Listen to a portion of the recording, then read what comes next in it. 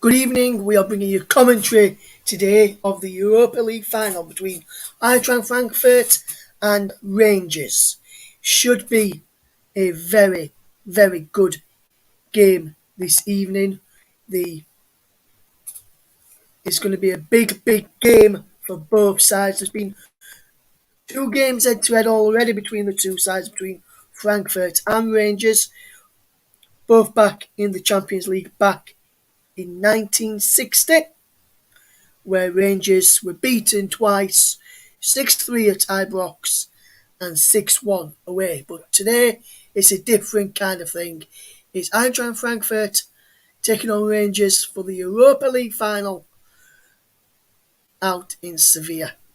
It should be an enthralling game, should be a cracking match. The team news is in, the team news is set, the players are all set, and we've got our man all set ahead of kick-off to bring you the brilliant game this evening for you to guide you through the action. Should be what is going to be a mouth-watering tie in prospect with the game taking place in Sevilla. With the teams all set. Team news is all set and everything. We'll be going across to Anthony very, very shortly. We'll come across to him in just a second. The pitch is all set as we see some fireworks just going off as we get ready to welcome the teams very, very shortly. So as soon as we see the teams making their way out onto the field of play for this Europa League final in Spain, we'll land across to Anthony Thomas. But what we'll do, in fact, we'll land across to Anthony Thomas right now, in fact, to hear what the team news is for both of these sides. And a very good evening to you, Anthony. Good evening, Ross. Good evening, everybody. Yes, the team news is in, and for Rangers, they are unchanged from the semi-final second leg against RB Leipzig. That means 40-year-old Alan McGregor retains his place between the sticks. Back four is James Tavernier, Connor Goldson, Calvin Bassey, and Borna Barisic. Midfield three, we've got Ryan Jack, John Lundstrom, and Glenn Kamara. And then the front three of Ryan Kent, Joe Aribo, and Scott Wright. Scott Wright's a bit of a surprise inclusion for some fans, but Giovanni Van Bronckhorst thinks he's earned his spot in the side. And then on the bench for Rangers, we've got Alex Lowry, Amad Diallo, Stephen Davis, Aaron Ramsey, James Sands, Leon Balogun, Fashion Sakala. The substitute goalkeepers are John McLaughlin and Robbie McCrory. Also, we've got Scott Arfield, Leon King, and Kemar Roof. The players are just about to emerge from the tunnel at the Estadio Ramon Sanchez Pizjuan. So I've got a bit of time to go through the Eintracht Frankfurt team, and Kevin Trapp will be in goal. There's a back three of Almami Toure, Tuta, and Evian Ndika. The midfield three, the midfield four, Ansgar Knauf, Sebastian Roda, the captain, Jibril Sau, and Filip Kostic. And up front, we've got Rafael Santos Borre, and just in behind him, two wide men, Jesper Lindstrom, he's passed the late fitness test, and also Daichi Kamada. On the bench then for Frankfurt, we've got Jens Peter Hauger, Christian Jakic, Aidin Hrustic, Makoto Hasebe, Timothy Chandler, Ragnar Ake, Christopher Lenz, Jens Graal, Gonzalo Paciencia, Sam Lammers, Ayman Barkok, and also passing a late fitness test after a pelvis injury is Danny Da Costa.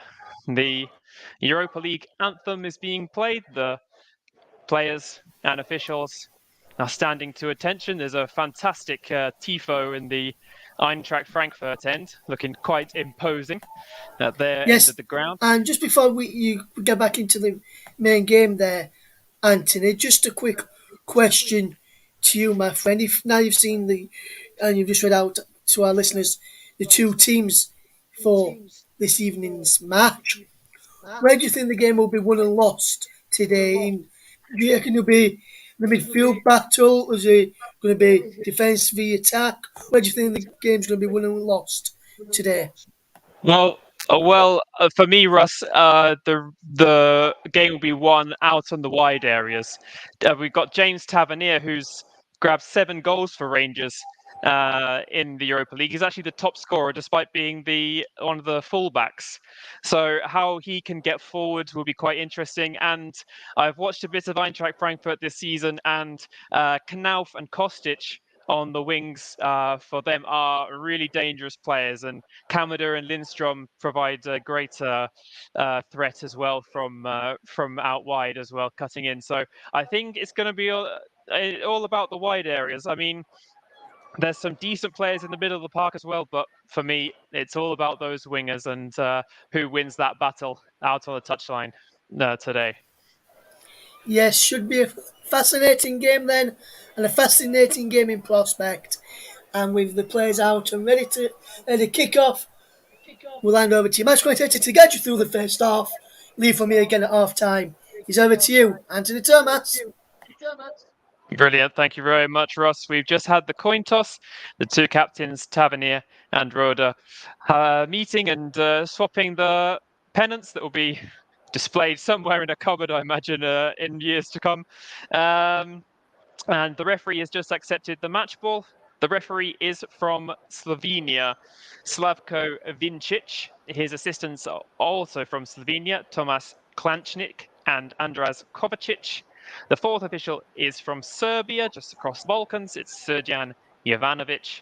And the VAR is from the Netherlands. It's Paul van Berkel. He also has a few assistants also from Netherlands and Spain as well. So we should have plenty of eyes on this game, and hopefully we'll have no major disruptions in terms of poor decisions or anything like that. So the stage is set. The atmosphere in Seville is fantastic. All the UEFA dignitaries are in position, as are the players out on the pitch. So we're just a few seconds away from kickoff. A bit of a false start there, where the Frankfurt men didn't realise that the Rangers players are going to take the knee. That's all been observed now. So kicking off, going from right to left, are Eintracht Frankfurt in their all-white kit and in all blue. So a bit of a change to the shorts and socks there for Rangers, but in their traditional blue nonetheless. Now we are underway. Frankfurt had kicked off, and immediately after setting the ball back, they're going long, looking for Borre and Kostic up there. Roda wins ahead in the middle of the park, and it's cleared away by Connor Goldson. Out as far as Jibril Sow and Ndika, and Frankfurt now being forced all the way back to their goalkeeper, Kevin Trapp. So Frankfurt looking to get forward straight away, but Rangers managed to deal with the very first threat. Trapp's clearance is headed forward again by Connor Goldson, and again, Frankfurt deciding to take their time in possession, go backwards and use their goalkeeper once again with a long ball over the top. This one seems to be a bit more successful, and now there's a bit of a battle in the midfield, and they try to spread the ball out wide to Kostic, but it's cut out, and eventually the ball goes out for a throw-in. Just seeing a shot of Oliver Glasner there, Austrian manager, who did very well at SV Ried, and he was the manager of Lask as well, and had a short spell at Wolfsburg where he qualified for Europe both times. So a manager on the up. Bit of head tennis now in midfield. No one able to gather any meaningful possession. Finally, Kostic brings it down. He manages to find a man under pressure, and now here's a chance for Kamada. His pass backwards caused Sal to retreat, but Knauf now on the right wing gets a cross in. It's a little bit overhit, but Kostic is there on the other wing to gather. I'm sorry, it was I was right. It was Kostic. He crosses, but only to a blue shirt, and Rangers have a chance to get the ball away, but now Kostic again, now on the left. Another cross comes over, a little bit too deep. Borre manages to recycle. Now another ball comes in. And shot straight up into the air from one of the midfielders from Roda. But Rangers struggling to clear their lines here in the early stages. Eventually, Connor Goldson puts a foot through one, and it goes out of play for a throw-in on just about halfway. Giovanni Van Bronckhorst took over, of course, from Steven Gerrard midway through the season when he went off to Aston Villa, and not even in his first full season, he's already taken Rangers to a European final. Great, great mark for his CV going forward, I think. Frankfurt still with the first, with meaningful possession in the first few minutes, but now Rangers have the ball with Aribo. Now it's John Lundstrom. They go back using Connor Goldson. Lundstrom collects again. And now Bassi. 3 minutes gone in this game. No real chances to speak of, but this is the first time where the Rangers are looking comfortable on the ball, but they've lost out now. Roda. And they try to go forward through Lindstrom, but now Rangers have a chance here. Here comes Stephen Wright in the middle. And now Aribo trying to get through into the area, but Ndika was there, and Bassi was there to deal with it. First time the Rangers had something to cheer, and they've managed to win a corner. It was a great couple of touches there by Wright, and he managed to find Aribo. Aribo beat his man, but then there was too much cover for him to stay free in the middle of the area, and it won't be a corner, so it was played out for a throw. James Tavernier to take. He's beat his man there after receiving the ball. He's got the cross in, but he's opened it terribly. He managed to get to the area and over here before it's a touchdown. So Glasgow Rangers in their first, trying to win their first European title since 1972, the Cup Winners' Cup. Connor Goldson in possession again. He goes forward. Long ball to Tavernier, works out. Tavernier getting forward again. Tries to go over the top. And he's muscled off the ball by Ndika. No foul, says the referee. But now it's Frankfurt who can't clear their lines. A little bit of a high foot there by Lundstrom, and he is penalised. Trying to keep. Oh, he's managed to catch Roda on the head, and he's bleeding profusely. I think completely accidental there by John Lundstrom, but nasty looking challenge nonetheless. He just tried to take the ball under control, but it sort of bounced high off his foot, and trying to bring it under his control, he raised his foot too high and caught. Oh yeah, just seeing a replay now, it's very nasty. Caught Roda right on the forehead, and immediately the wound opened up, and I think they're going to take a couple of minutes here to deal with this injury. Of course, all head injuries have got to be checked, but it's a bit of spilt claret, as you could say, quite a lot of blood there. Atmosphere here at the Ramon Sanchez Pizjuan is not letting up anytime soon. Only 9,500 tickets officially to each team, which in a 42,500 seater stadium isn't brilliant from UEFA, is it? But it looks like by hook or by crook, lots of, say, genuine fans have managed to make their way to Seville. And they said about 100,000 Rangers fans are expected in the Spanish city, and about 50,000 from Frankfurt, who have travelled very well as well to Barcelona as well. They went to Betis, so they went to the other side of this very city not long ago. So they've had a lot of joy recently in Spain, and so far the game is living up to expectations in terms of atmosphere. But we're having a long stoppage here for Roda's injury. John Lundstrom wasn't penalised by the referee, or at least hasn't been yet, but I think the referee understood it was a complete accident. Not that always prevents a card or anything, but I think the referee understood there was no malice, or he was just trying to keep the ball under control. We'll see what comes of it. But right now, Roda is still lying on the ground. Of course, this stadium has seen plenty of joy in this competition down the years. Sevilla, the kings of this tournament, 6 wins already this century. They've absolutely dominated this tournament, and they are, of course, now the record winners. But the one year that their home stadium was due to host the final, they didn't make it, knocked out by West Ham, who, of course, fell at the semi-final stage to today's German side. Really very impressive the way that these two teams have gone about their business.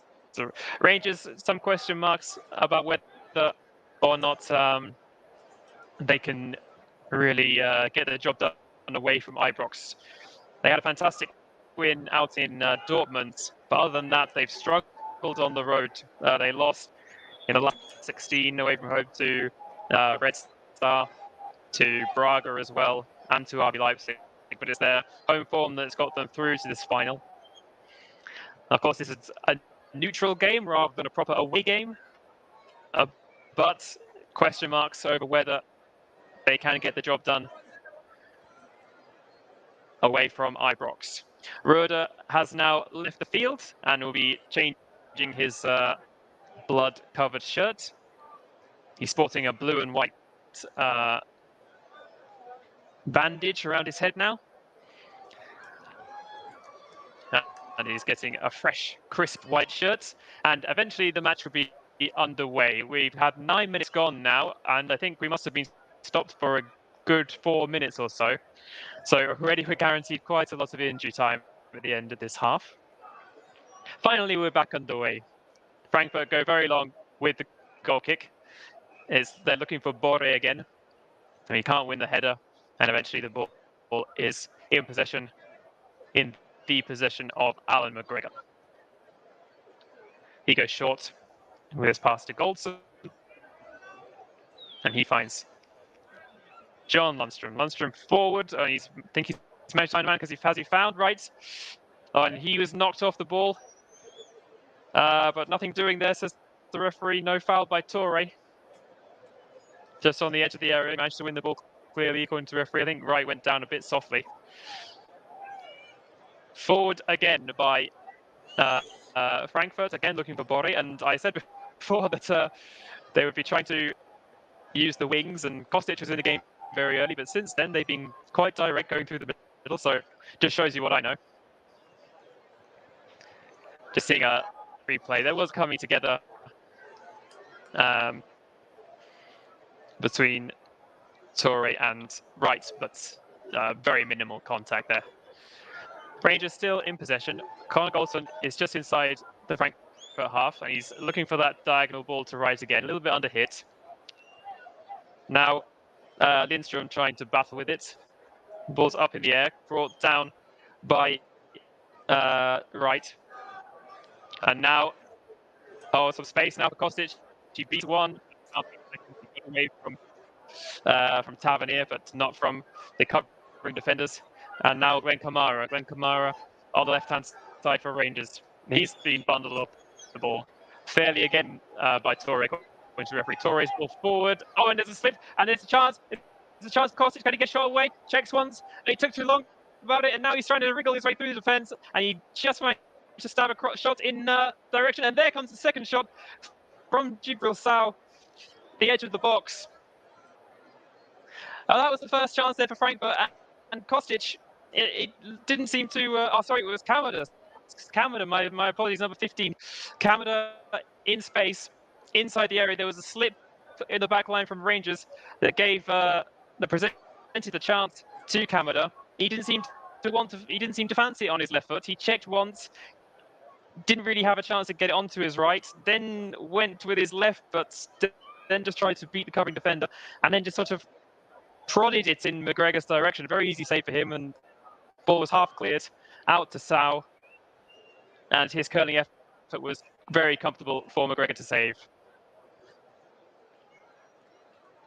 Yeah, I'm just seeing a replay of it now. Again, you'd fancy Kamada to get something away there, but Lundstrom covered well, as did Goldson. And now coming down the right-hand side, Frankfurt again. And shoved off the ball. Wow, I'm really shocked that the referee let that one go. Bassi absolutely flattened Lindstrom. But again, no foul according to the referee. So we've had 12 and a half minutes of the match so far. And Rangers have won themselves a free kick just inside the Frankfurt half. They are not going to go directly forward with it. They've gone back to Connor Goldson. He switches it to Tavernier. Tavernier now in a bit of space. He gets away from Kamada and crosses, headed away. And second header from Sal comes in to clear the danger properly. And Torre now, Torre in possession, tries to find a man, Lindstrom on the right, but Rangers managed to recover. The counter-attacks from Frankfurt were particularly successful when they played at Camp Nou. I've never seen a side, I can't remember too many sides going to Camp Nou and getting such a good result at Barcelona. Their performance was exceptional, and if they can counter-attack as they did that day, then Rangers are going to have some problems for this game. Tavernier tries to go forward, but Kamada cuts it out, and it'll be a throw-in to Rangers just in front of the dugouts inside their own half. Tavernier goes backwards, and Goldson goes across to his centre-back partner, Bassi.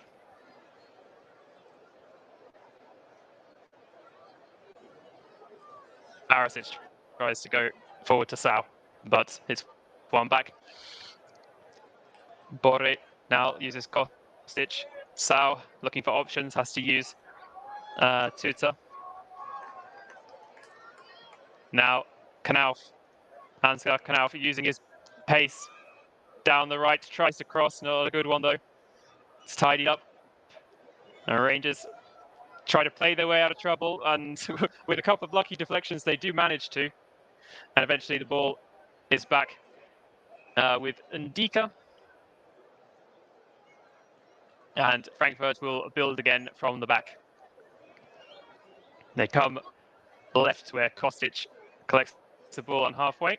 No forward options for him, so he goes back to Ndika, and they'll try the other way. Tuta now actually in the middle of the park, under not very much pressure. Tries a long, hopeful ball in Knauf's direction, but it's overhit. And the man on loan from Dortmund is not going to get on the end of that one.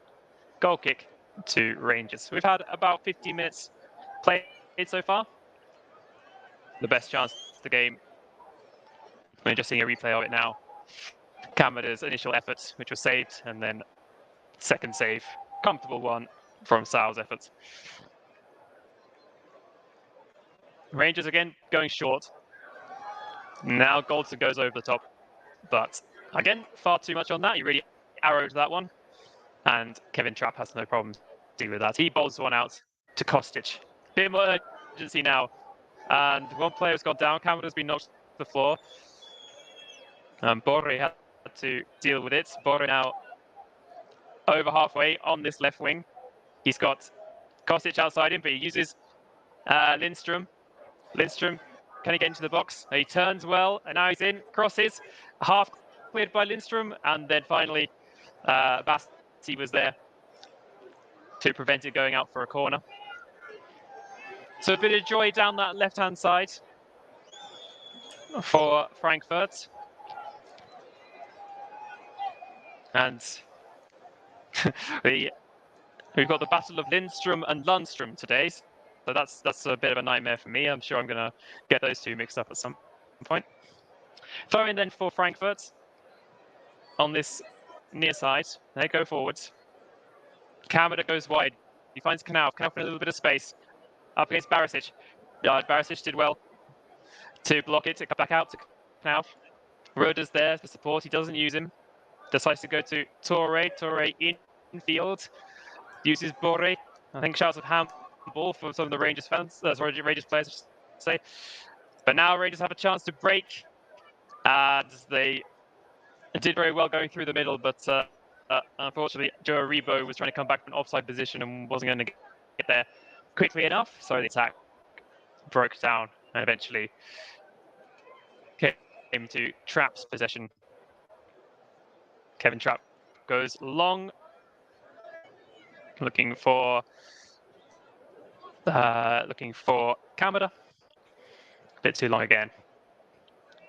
So a bit of a lull in proceedings at the moment. We've had 17 and a half minutes. You're listening live on the commentary hub to tonight's Europa League final. If you're enjoying this commentary, give us a like, share this video, subscribe to our channel. It really helps us a lot. Conical so now over the top. Ryan Kent now, first time I've really mentioned him in this game. He plays the ball back. Cross comes in, Wright's in there. Aribo's in there as well, battling for a bit. Roda wins it. Aribo, Kamara as well. And eventually dealt with. Kamara now coming forward. And the poor touch there by Borre. And if his touch was better than the run of Kostic, he could have found him, but his control let him down and the chance was gone.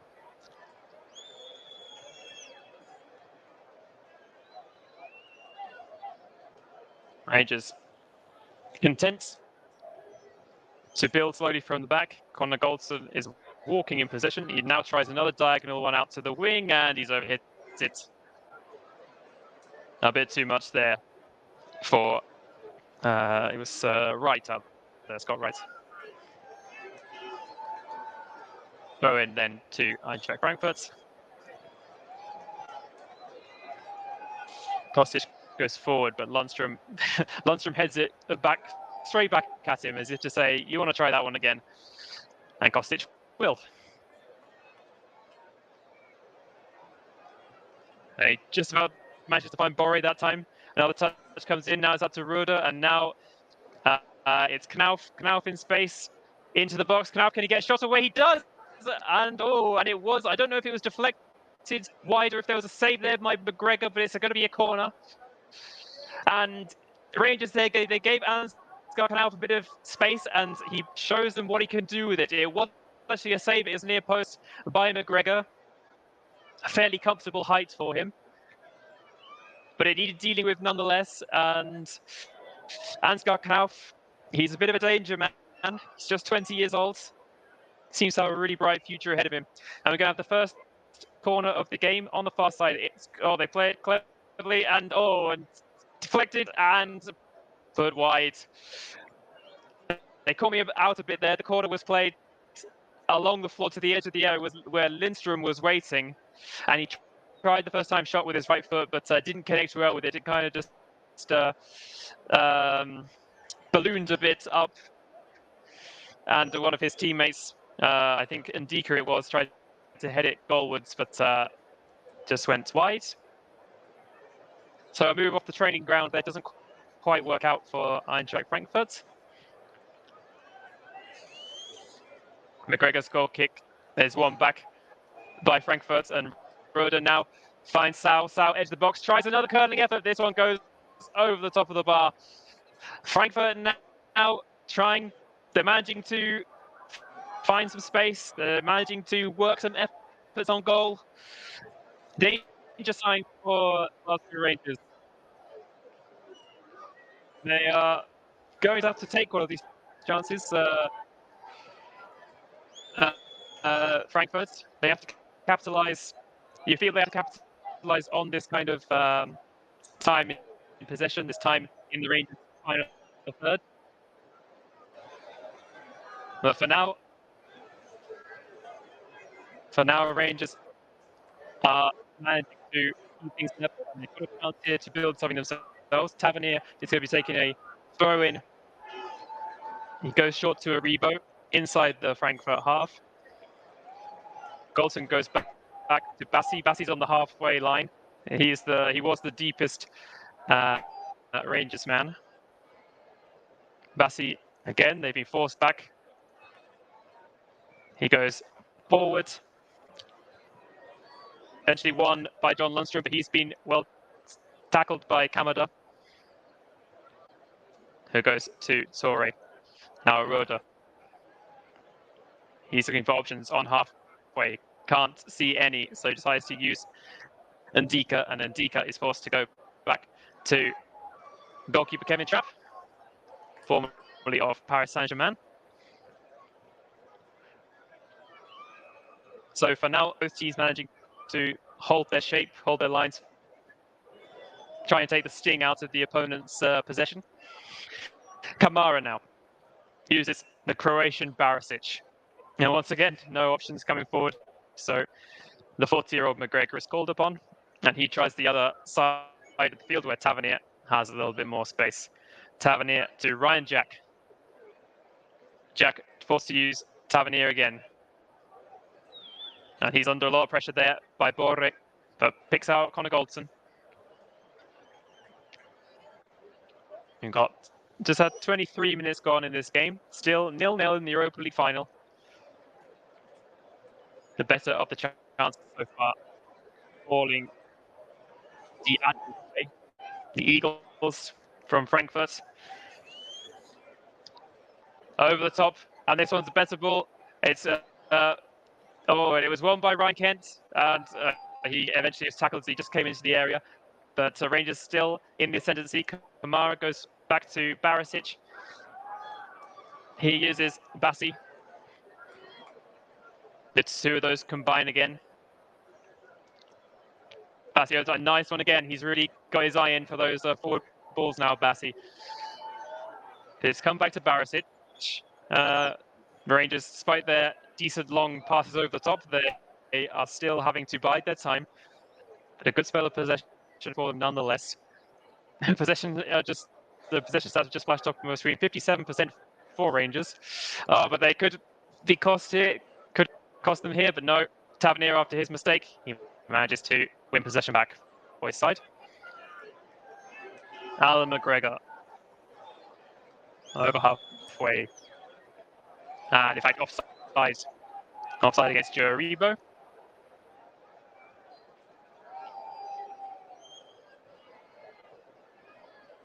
And down the right wing, Knauf cuts back where Torre's miscontrol almost lets Aribo in.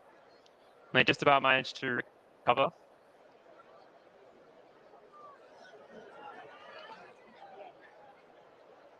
They go through the middle of Frankfurt looking for Borre, but every time they try to go directly to him, he's been crowded out. They're doing a good job, Rangers, on Rafael Santos Borre.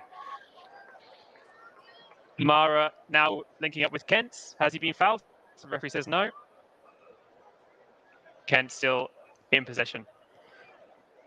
Uses his rangy centre-back Goldson. Goldson comfortable with the ball. Uses right finds. Oh, the shot comes in. And are we going back for the foul? Yes, we are. I think we're going to have the first booking. As right found Aribo. He was caught late. I'll have to double check with you who that was. And Aribo got the shot away. Curling effort went just wise. The referee was clearly playing advantage. He's come back for the foul on right. Oh yes, it was a really forceful challenge there by Ndika. A good effort from Aribo. He turned, and a really nice curling effort with his left foot from about 25 yards out. Went about a yard or so wide. No, yeah, Ndika just caught Scott right quite late on the foot, and I didn't see the referee brandish a card. I'll double check with you later to see if anything was given. We're just going to use this moment to have a bit of a cooling break.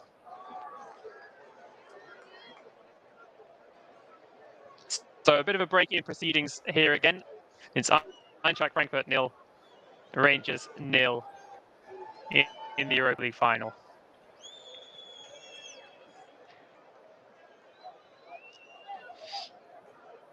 I'm not sure if we have any news from any of the other games today. Mansfield are taking on Northampton in the League 2 playoffs. I don't know if Ross is there. He can give us an update if he's able to.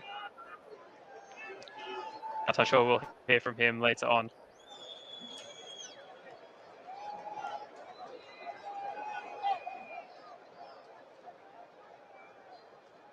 Just had an it's Northampton Town 0, Mansfield Town 1.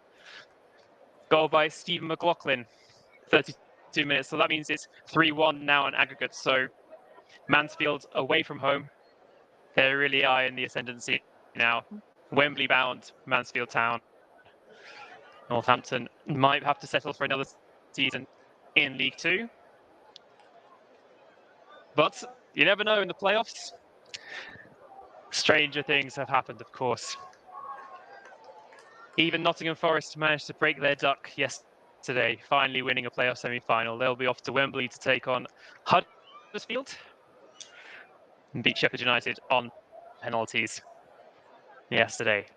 So, Kevin Trapp. Kevin Trapp has the ball at his feet for a goal kick. We're ready to get underway again. Oliver Glasgow is very, very animated. He's just had a couple of minutes to talk to his players, but why he then needs to start shouting and screaming things, I don't know. Maybe his players immediately ignored his instructions. But from that goal kick, we've immediately got a free kick now for Frankfurt inside the half because Borre was fouled by Bassi. Frankfurt fans almost all in white. Really is quite a special kind of view they've created there. In comes a free kick, and it lands awkwardly, and Bassi has to turn it out for a corner, turn it behind. Really good free kick, really good delivery there. It was Kostic, I believe, Kostic with the free kick, and it just bounced ahead of Bassi. It was a really awkward one for him, where it was too close to him to kind of change his body angle and get a foot through it. He just had to sort of hope he didn't direct it towards his own goal, but he just managed to do just enough and get out for a corner, which has come in now to the near post, headed away by Tavernier. Back in, it could go anywhere. Eventually, it's cleared away. Rangers living dangerously at the moment. It was Lindstrom. He was waiting at the edge of the box again. This time, rather than receive the corner, the half clearance fell to him. He whacked it back into the danger area. Ricocheted. Now a shot. Oh, what an effort that was! Out of absolutely nothing. It was Kostic appearing on the other wing this time, and he's half-volleyed effort from about 25 yards out, fairly wide angle as well. And it only went just wide. It kind of bounced on the top of the net, on sort of the back corner of the net, if I can put it that way. But really out of nothing, he almost gave Alan McGregor a mighty scare. McGregor, I think, saw it coming. We've had 10 attempts according to this stat so far. 10 attempts on goal by Frankfurt, just to Rangers 1. I can't say I'm too sure about 10, but it just shows you Frankfurt are creating more with their limited possession. Giovanni Van Bronckhorst might have to do something about that. We've had half an hour here, of which maybe 5-6 minutes the game has been stopped due to injuries and cooling breaks, so we've got quite a bit of time left still to come in this half. The Rangers now have a free kick right wide on the left wing. It comes in now, headed up and away by Ndika. Tavernier tries to recycle, but he just finds the Frankfurt man, and now Frankfurt have a chance to break its Kostic. Kostic was running out. Nobody knows what's coming. Comes into the area, tries the shot, and it goes across the face of the goal, and out for a goal kick. Kostic had the freedom of Seville there down that left wing, and no Rangers player even seemed to want to get in front of him. Tavernier tried to get the ball back into the danger area, but he headed it straight to Kostic, and therefore Tavernier was well out of position. Kostic tried to use the space, and it was a bit of a cross-come shot. I think he just wanted to make sure it was in a dangerous area, but it wasn't on target, and there was no Frankfurt man able to keep up with him.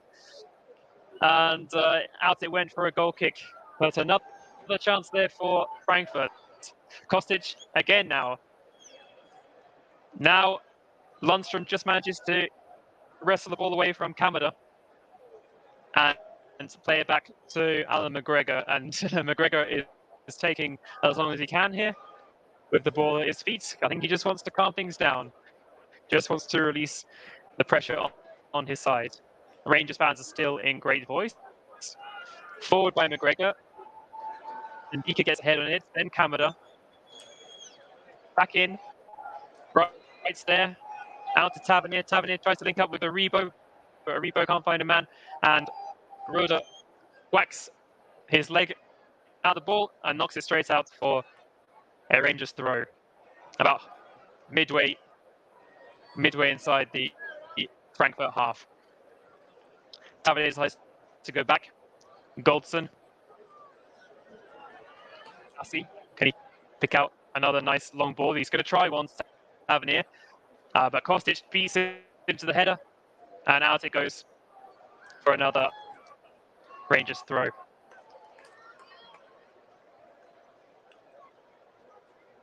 Tavernier uses Ryan Jack this time.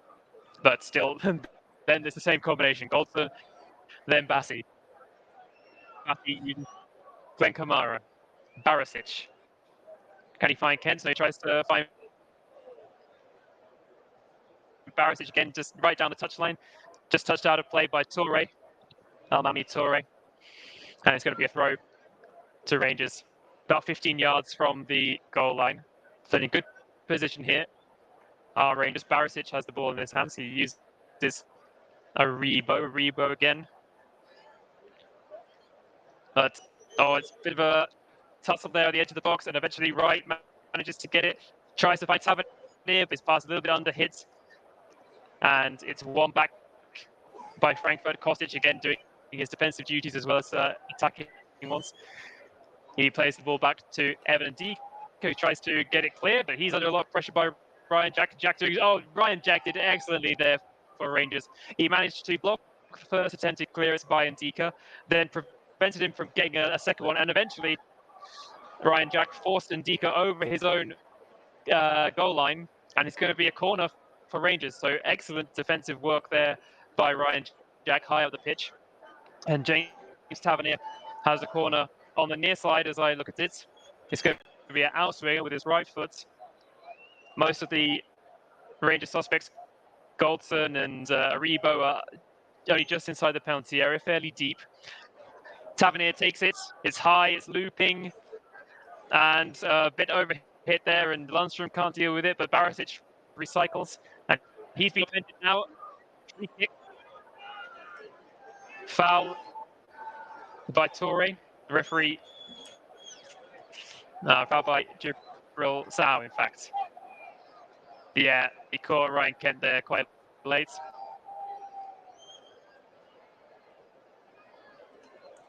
And it's going to be a free kick for Rangers on their left wing, about 16 or so yards out. So,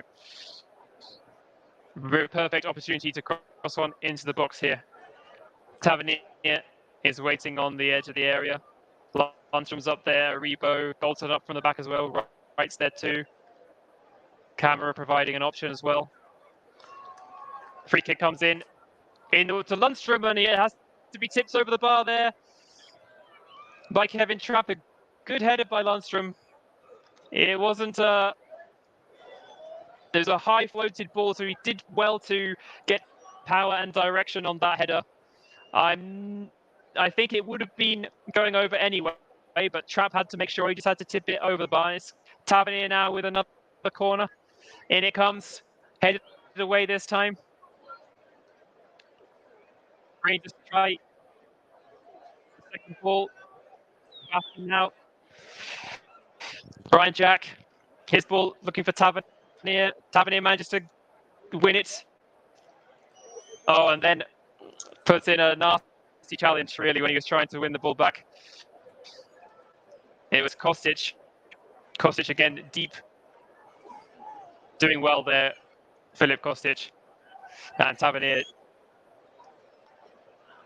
could have managed to keep it under his spell. And in trying to recover the ball, caught Kostic. Another look at that Lundstrom header. Yeah, I think it may have just kind of, it looked like it was going to hit the top of the bar and go over. But too dangerous for Kevin Trapp to leave. And the German goalkeeper, with a handful of caps to his name, knocks this one long. It's knocked up into the air, all a bit scrappy in the middle of the park. Roeder eventually tidies up and decides to go back to his goalkeeper. So another chance for Trapp to get an attack going. Aribo faintly trying to close them down, but no real pressure applied. Looking for Knauf. Now Sau with the header forwards.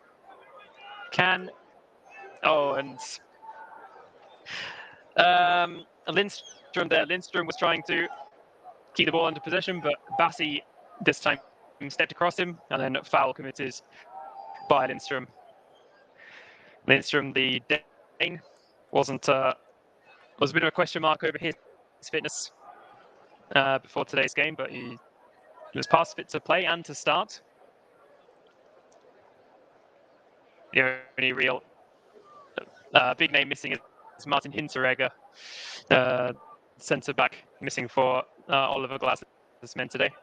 Fredo Morelos, Giannis Hadji, Philip Helander, those are the big names really missing for Rangers. Tough to miss a European final like this for any player. Now Wright has a chance for the right wing, and he's there to deal with it. Come back to Wright. Got 2 players for company. It was Tuta and Kostic back there. No space for Wright at all. And out it goes. It's going to be a throw-in. Tavernier just a couple of yards away from the corner flag, so very, very deep. He uses Lundstrom. All right, just being forced back again now. And Bassi and Goldson linking up.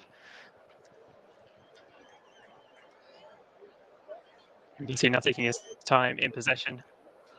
Decides to use Alan McGregor. We've got 2 of the highest scoring sides. We have the 2 highest scoring sides, which I guess you could expect from 2 finalists in a competition. But nonetheless, no goals yet, managing to cancel each other out a bit. And we're approaching the 40-minute mark.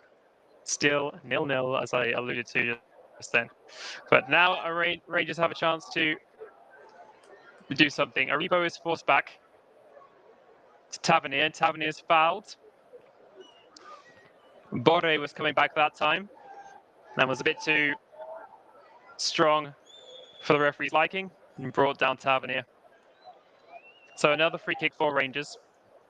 It's just in front of Oliver Glasner's technical area. So Tavernier is going to swing this one in with his right foot. Connor Goldson again up from the back. Very high line being kept there by Frankfurt outside the area. But in it comes. It's just over Lundstrom's head. And Knauf eventually puts it out. But Rangers, through Ryan Kent, have taken this one quickly. Ryan Jack now trying to keep things going. But again, Frankfurt force them backwards. Bassi again. Now Jack. Borna Barisic. He goes forward. Nice pass into Joe Aribo. Can he knock into Kamara's path? No, he can't. But now Kamara has recovered possession. Oh, and he's just had a bit of a loose pass. And eventually it goes back to Bassi. Lundstrom now in that right back position, allowing Tavernier to stay further forward.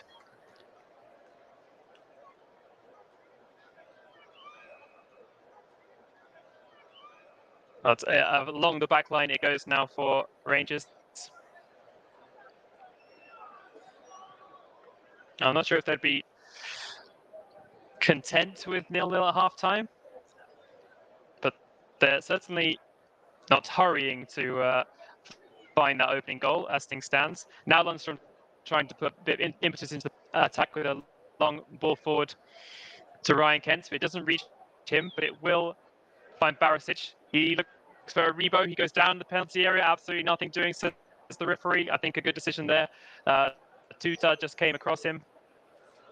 Aribo doesn't claim anything. There was no real case for a penalty or anything there. Just the through ball into the area. it was always going to be difficult for Aribo to get on the end of that one. And the slight bit of contact with Tuta, he went to ground. Well, maybe a bit of a claim there by Aribo, I'm just seeing on the replay, but no real chance of that one being overturned by VAR. The ball now is in Kevin Trapp's possession. He's going to be preparing a goal kick. We've got just over 2 minutes left, plus I imagine a decent amount of injury time. Over the top come Frankfurt again. It's headed down, but there's space in the middle for Frankfurt to recover, but a poor ball there is cut out by Tavernier. Tavernier is linking up with Wright again, but he's lost out. And now Kostic has another chance to come down this side. He plays the ball infield to Kamada. Kamada about 25 yards out. Shapes to shoot, decides to use Knauf instead. Knauf on the left wing. Barisic for company, and Barisic gets in the way of that attempted cross. And it's going to be a Eintracht Frankfurt corner. The referee is just having words with Tavernier. I think the referee played advantage. There was a foul by Tavernier. Yeah, he lost out to Lindstrom and then pulled him back. But the referee plays advantage as the ball fell to Kostic's possession. That man himself, Kostic, is going to take this corner on the far side as I'm looking at it. Intringer comes in, and Bassi was there, got ahead on it first, and Rangers managed to get the ball away. And it's won back by Frankfurt, who go straight back to Trapp. Now Sau is there, links up with Roda. They're the first two players back for Frankfurt. And they're coming again down the right-hand side.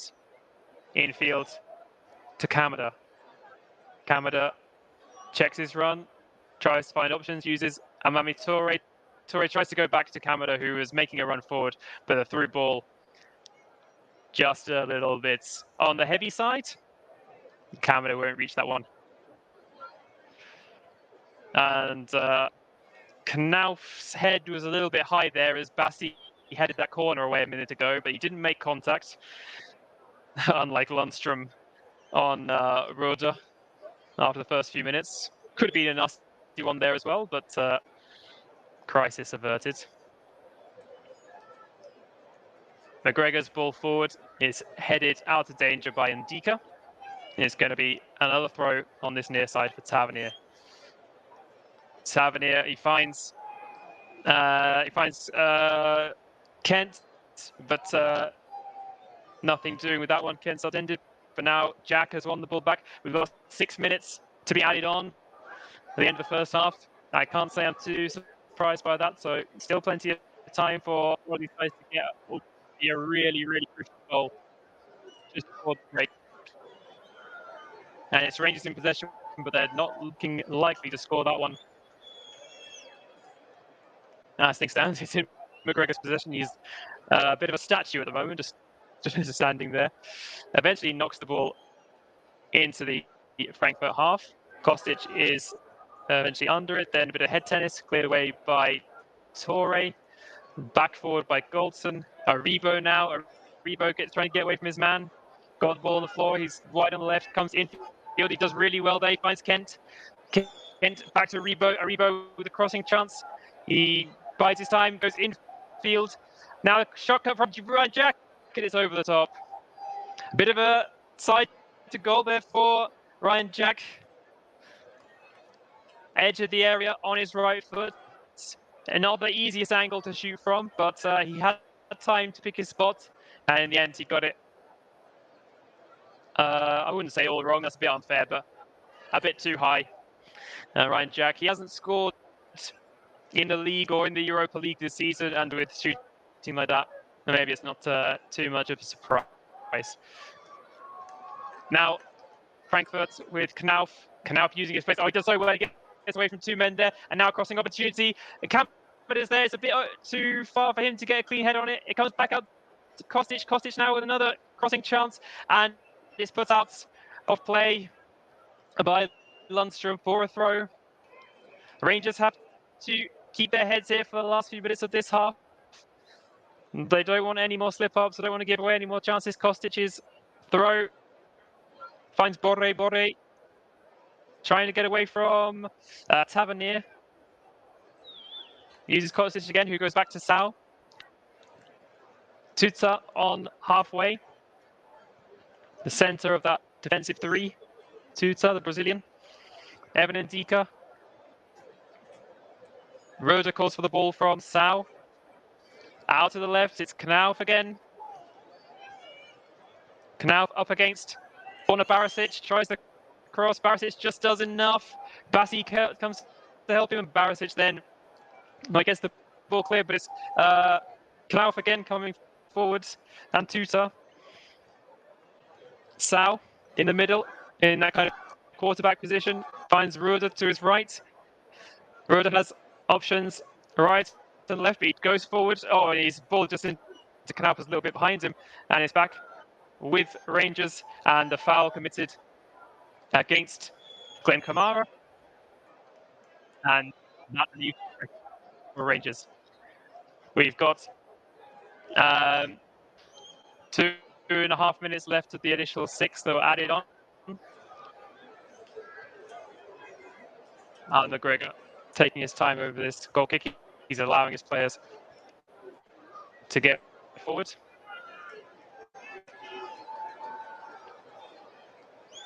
Lawyer comes now looking for Joe Rebo. He gets his head on it, but he can't do anything with it. He can only knock it out for a throw-in, which Knauf is coming over to take.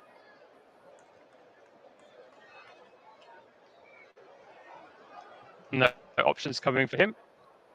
Eventually he tries to find Bore, who manages to wriggle away from a couple of challenges and get the ball out to Ndika. He goes over the top of Kostic. He finds him. Tavernier just about manages to cover and heads it away for a throw. Kostic has already taken it, and he's gone back to Bore. He's gone forward. Bore tries to cross, and he does manage to. He's under a lot of pressure there from Connor Goldson, and his attempted cross just hit the former Shrewsbury Town man. And Kostic is coming over to take this corner. So we've got about 1.5 minutes left of that initial 6. And a bit of a cliche, but perfect time to score this would be Kostic's corner. Here it comes over, a bit too much on it. Oh no, now loses out. Kent now, but the ball forward recovered by Lindstrom.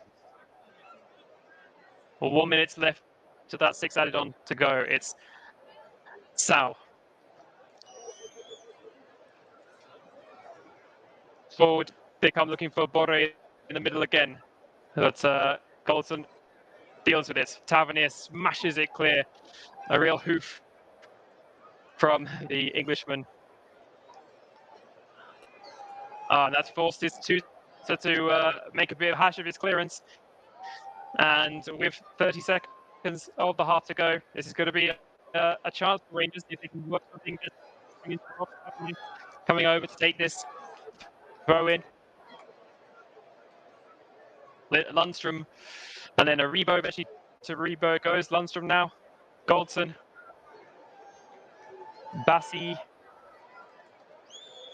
Now, Barisic. No, Rangers aren't going to work anything here. I think that's going to be the end of the half. We play on. Bassi goes forward, and there goes the halftime whistle from referee Slavko Vincic. So, halftime here at the Estadio Ramon Sanchez Pizjuan in the Europa League final. These two teams desperate for that first European trophy for such a long time. It's Eintracht Frankfurt 0, Rangers 0. Back over to you, Ross. Thank you very much there, Anthony Thomas, for excellent commentary on that first half. Let's run you through the other matches which are taking place today and keep you up to date with what the scores are on the doors and some featured other matches today which I have been keeping my eye across. As Anthony says there, it is currently Eintracht Frankfurt 0, Rangers 0 at the break in the Europa League final. In League 2, second half is under 5 minutes old and it remains Northampton Town 0, Mansfield Town 1, Mansfield Town leading by 3-1 on aggregate, and looking firmly like they're booking a place in the League Two playoff final, where they'll face the winners of Port Vale against Swindon, where Swindon won 2-1 in their previous game in the first leg of their semi-final. The second semi-final of that tie takes place on Thursday, which is tomorrow at 7:45. Within some other matches taking place today in the Dutch Eredivisie, it finished Excelsior 3, Hercules 0. There's been a club-friendly match today. Toluca took on Leverkusen. Toluca from Mexico took on Leverkusen from Germany, and Toluca beat them by a goal to 0. Yesterday there was a friendly match happened, as it was a friendly match happened which involved Empoli from Italian Serie A, and they took on the Ukraine national team in one of their other warm-up matches, where they're facing Scotland on the 1st of June in their World Cup playoff, after not playing for a bit due to the ongoing situation between Russia and Ukraine, and Ukraine beat Empoli by 3-1. Yaremchuk, Karavev and Planok on the score sheet yesterday for Ukraine. Lamatina on target for Empoli, and there were a raft of changes in the second half from both sets of teams. Some of the players who would normally play for Ukraine, the likes of Zinchenko, Yarmolenko, who feature in the English Premier League, were not involved due to their season not being finished just yet.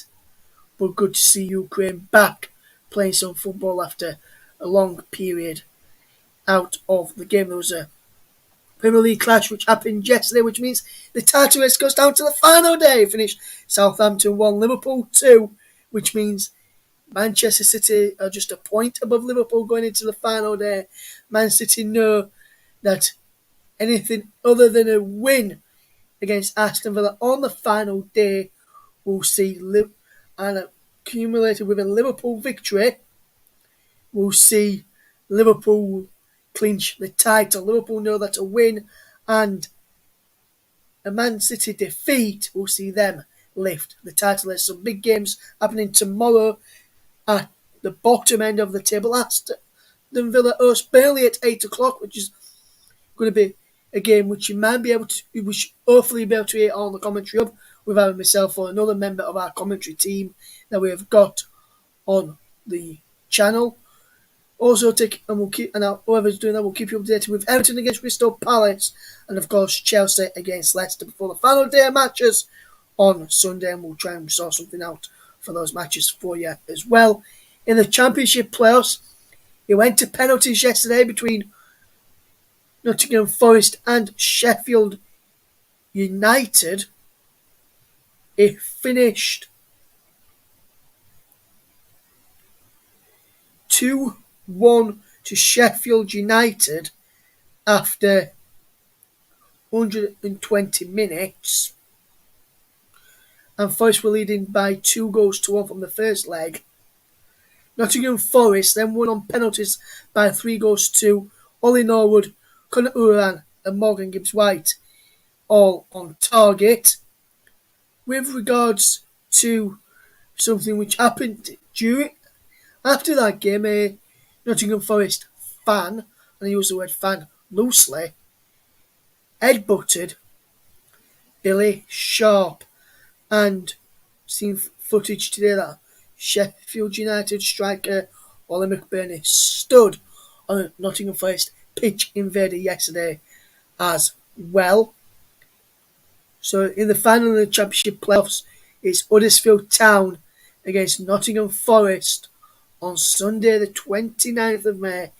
Kick-off is at 4:30pm for the clash between the Terriers and the Reds. In Premier League 2, promotion playoff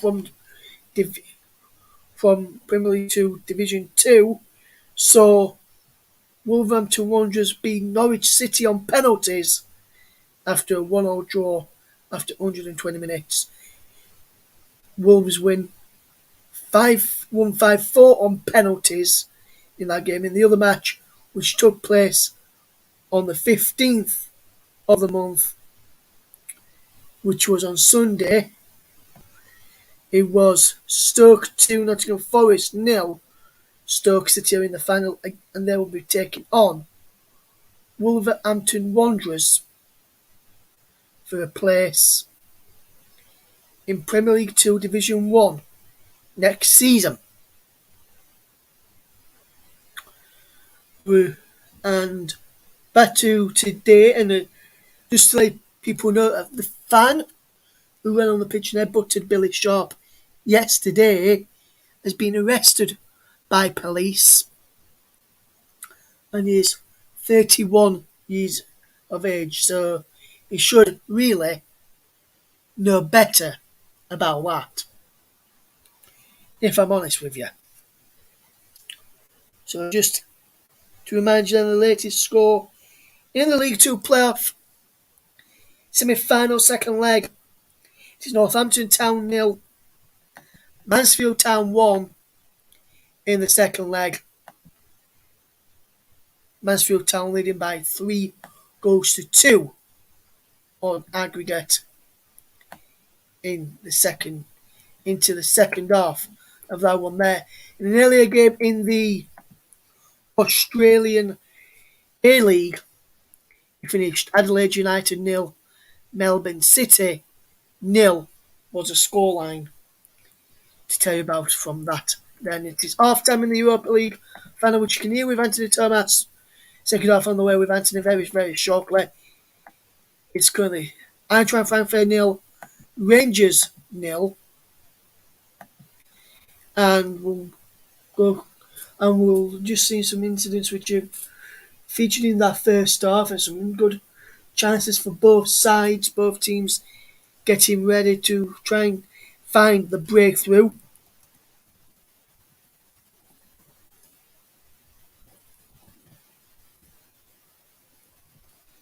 And we can say we're delighted to be joined back by Anthony Thomas, who is back with us. And Anthony, fantastic first half, which we have seen today. Both teams are going for this game.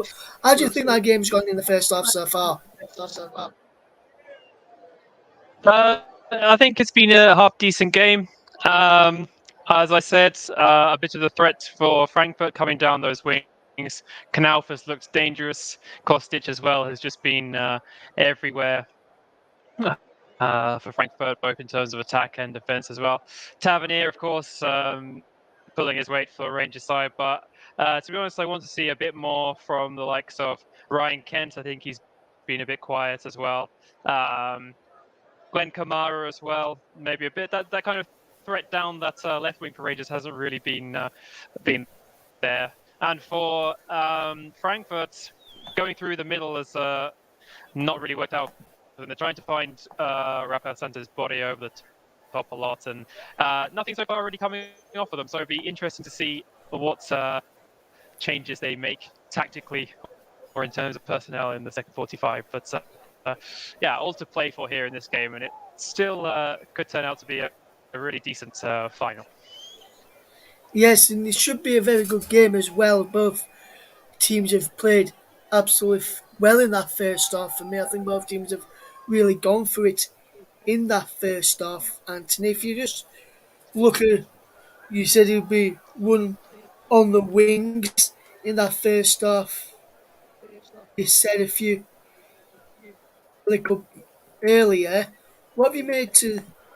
Do you still stand by that? And what do you reckon so far to what's been a very good game?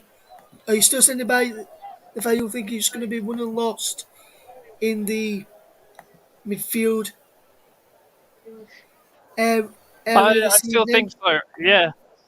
Yeah, I think it still has the potential. As I said, those players looking quite dangerous. But I think both sides have managed that threat fairly well.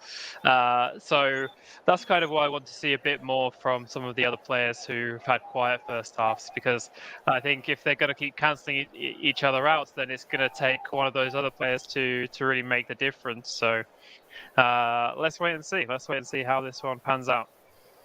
Yes, and just a quick one on Giovanni Van Bronckhorst, the Rangers manager. If you was in his shoes right now, the Rangers have had some good chances. Some, I'd probably say, more so the off chances than any real clear cut chances in that first half. So if you was in his shoes right now, you're in that Rangers dressing room, what would you be saying to your players right now? What do you think he'd be saying to his players right now, Anthony?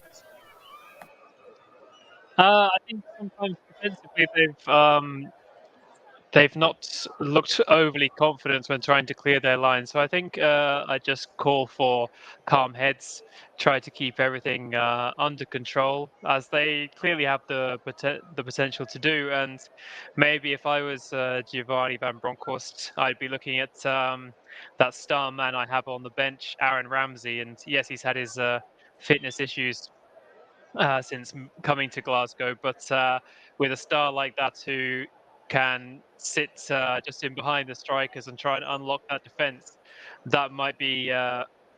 He might prove to be the difference maker if he's fit enough to do so. So, if I was Van Bronckhorst, I'd be trying desperately to see if I can get Aaron Ramsey into the game. Yes, and just another quick one looking from the Eintracht Frankfurt point of view. If you was in Oliver Glasner's shoes now and in the opposite dressing room, what would you be saying to your players right now? And have you seen if you was Oliver Glasner, have you seen much from your team to say yes, we can win this, or would you want to see a bit more from your side if you was in his shoes as well, Anthony? Uh, yeah, I think they they're creating more opportunities than Rangers. So I think again, maybe just try to take those opportunities when they come to you, because you're only going to have a certain number of chances in the game. They are creating more than Rangers at the moment, but a lot of them are half chances. A lot of them have been cleared by Rangers, but Rangers have looked a little bit shaky at the back. So the chances are there for Frankfurt. It's just a case of, can you keep your head? Can you take one of those opportunities? And it is a European final. It is a new experience for a lot of these players. So that's maybe why they've, I think, fluffing their lines is a bit unfair, but not really taken some decent opportunities that have fallen their way.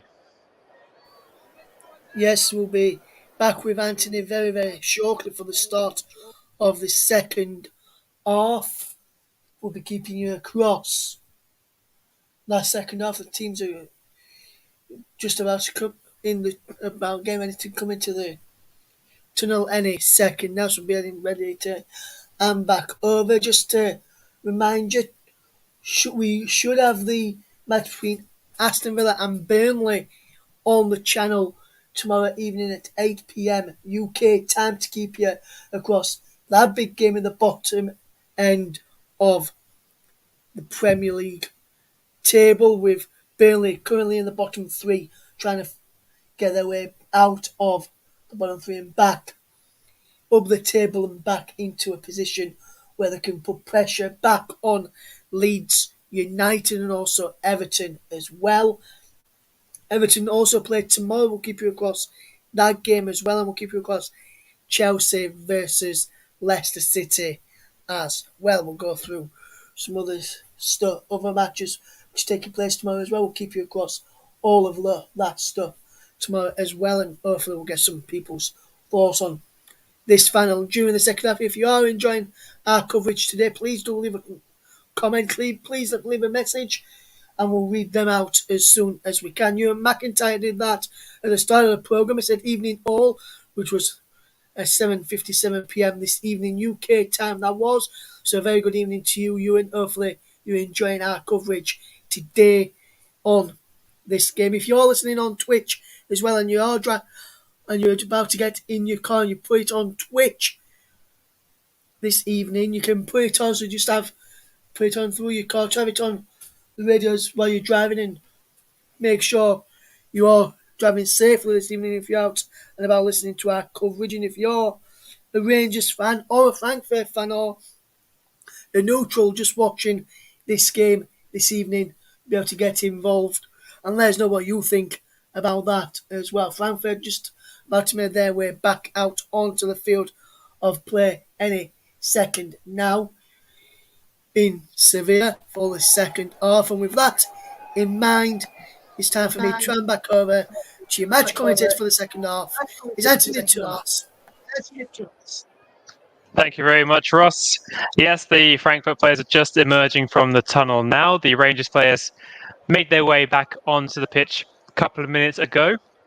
I can't see any potential changes at the moment for either side. I think both teams will want to keep things the way they are just for the moment. Maybe we might see some changes early in the second half. So assuming that the starting lineups are going to be the same from the first minute, I'll run you through those. So Kevin Trapp is in goal for Frankfurt, the back three of Almami, Torre, Tuta, and Evan Ndika. Ansgar Knauf, Sebastian Roeder, Gibril Sau, and Filip Kostic are across the midfield, and Jesper Lindstrom, Rafael Santos Borre, and Kamara. Daichi Kamada, I should say, is in the front three for Frankfurt. The referee is just checking his watch, so I'll run you through that Rangers starting lineup in just a second. Again, I can't see any changes. The Rangers this time will be kicking off. They'll be going from right to left. This time, both sets of teams are kicking towards their respective fans, and Rangers have got us underway. And a long ball by Bassi is dealt with by Frankfurt midfield, and after a bit of scrappy play, Roeder manages to find Knauf. And the flares in the Frankfurt end are rather stunning at the moment. They're catching my eye when I'm trying to tell you what's happening on the pitch. So Knauf forwards, uses Kamada. Now Roeder. Roeder gets away from one challenge, lofts one. It tries to find Borre, but it's Goldson with the header clear. And Barisic tries to tidy up, but he whacks it straight off the field. It's going to be a throw in to Frankfurt. Still quite deep inside the Rangers half. Torre now links up with Roeder to Knauf. Back inside to Roeder's bit of space now. Knauf has the chance to cross. It's blocked. Bassi was behind it, but in its opening minutes of the second half, Eintracht Frankfurt have won themselves a corner. John Lundstrom was getting in a bit of a tangle there. Knauf was getting in behind him. Plenty of white smoke emanating from the Frankfurt fans. It's a bit difficult to see there, but the corner comes in now, headed away, I think by Kent, or Lundstrom. It wasn't Kent's chasing this ball. Now, it's all the way back to Sau, and he decides to keep things simple and find Kevin Trapp. He goes short against the same man, Gibril Sau, the Swiss international. He plays a diagonal ball forward. It's missed by Tavernier, but Lindstrom can't get in behind him. And at the second bite of the cherry, Tavernier, he puts out a play, and immediately he's wincing and hobbling a little bit. I think he might have overstretched there trying to clear that one away. Could be a hamstring injury, which would be really devastating for Rangers, but he's hobbling on for now. Forward they come again. It's a shot from very long range, and Tuta from the centre-back position had a bit of space in front of him and decided he's going to have a go himself. Picked the ball up near the centre spot, and no one came too close to him. He moved about 20 yards or so forward and unleashed a right-footed effort low, and it forced Alan McGregor into a full-length dive. He wasn't too sure about that one. He had to keep his. He had to just check that one, and watch it go past the post. So Frankfurt in the ascendancy. They started the first half the stronger as well, and they're doing the same. They try to find Kamada now down the left wing, but it's put out of play by Tavernier, and he does seem to be okay. No, that really would be a big loss for Rangers if he were to exit the field early on. Borre, and it falls to Kamada. Now Kamada into the box. Lindstrom now turns, tries to unleash a shot. It's deflected. Oh, and that one could have gone absolutely anywhere. It goes just wide of Alan McGregor's right-hand post. And the first big chance, Lindstrom, he did so well. He turned away from Glenn Kamara, found some space, and the shot's just deflected wide. But the corner comes in now. It's headed away by Tavernier, but Knauf wins the second ball. He's into the area. Can he cross it? Hammered away again by Tavernier inside his 6-yard box. And Rangers are under all sorts of pressure at the moment. And it's that man Knauf again who's doing a lot of the damage. Tuta now comes back. He's confident on the ball there, as a lot of modern centre-backs are. Evan and Dika now. Now Roda, very easy to identify with that headband. Forward again they come. Kamada now on the left wing. He's got Jack for company, but he's offside. So that ends that really good spell of play by Eintracht Frankfurt. I'm just seeing that replay. Lindstrom's shot was deflected and deflected off Kamara, in fact. And Alan McGregor was rooted to the spot, and the ball bounced literally a foot maybe wide of the upright. A yard or so the other side of the post, and that would have been 1-0 Frankfurt. But Ryan Jack now in the middle of the park, and here come Rangers, and space for Wright to run into. He has looked lively. Maybe a surprise inclusion for a lot of people, but he's not let Van Bronckhorst down so far in this game. Borre tries to work something, but it doesn't come off, and Rangers have a bit of possession around the halfway line, and they work it out to Goldson. He finds Lundstrom. Lundstrom now marauding forward on the right-hand side, uses Tavernier. Aribo comes deep. Lundstrom again tries to find Tavernier, but the through ball overhit, and Frankfurt's able to watch it go out to play. And after 5 minutes in the second half, it's still 0-0, but the side from Germany having the better of it. Here's Roda now. Out to Knauf. Lovely touch there by Lindstrom, trying to knock it back with his little bit of a back heel into Knauf's pass. It doesn't work out perfectly, and Rangers win it back. Lundstrom now. Bassi.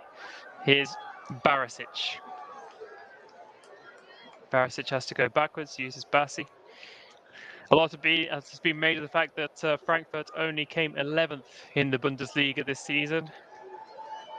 But they are unbeaten. All 12 matches in the Europa League. Not one side has got the better of them over 90 minutes so far. They've got they came top of the group with Fenerbahce, Antwerp and Olympiacos. And since then, Betis, Barcelona and West Ham all fallen by the wayside, and not one of them even managed to win one leg against this side. So they must be supremely confident despite their very average league performance. A ball over the top looking for Aribo. Doesn't find him. And it's Trapp in possession again.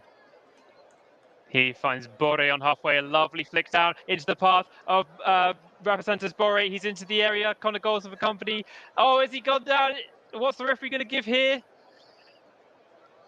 I think he's given just a corner. It was a lovely, lovely flick on header by Roda into the path of Borre. And Borre didn't quite get it in his stride, and he almost lost control. That gave Connor Goldson the chance to cover and force him out wide a little bit. And as he went to the byline, there is contact there from Connor Goldson on Borre. It was minimal. Goldson obviously having none of it.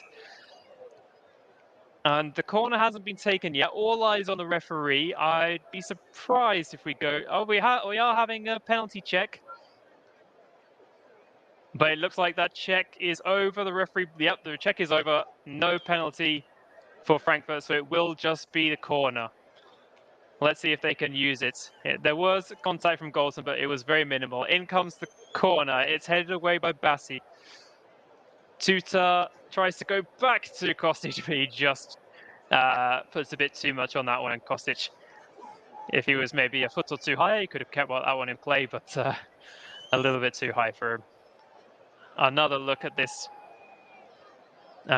potential foul, and the more I see it, then the more I think Goldson has got lucky there. I mean, it's definitely not a strong foul, but I'll put it this way: you see penalties like that given. That doesn't mean they're always right decisions, but having said that, another referee, maybe another video assistant referee, could have given that one against Connor Goldson. And the Dutch VAR decides no, and Rangers come forward now with Tavernier. Tavernier, oh, it is left there by Kamara. Eventually falls to Aribo, and the shot comes in from Kent, and Kent lashes at it with his left foot and slices it wide of the near post. And that was the first opportunity Rangers have had there. And I mentioned to Russ at halftime about how when Frankfurt get these sights of goal, they've got to take their chances. Well, that applies to Rangers too. And there was a bit of a mistake there by Tuta. He wasn't really expecting, he was marking Aribo, and he didn't really expect the ball to come through to him. It was nicely left by Glenn Kamara. It fell to Aribo, and he touched it into the path of Ryan Kent. And I said, Kent maybe needs to get into the game a bit more, and touches like that suggest that he is a bit cold.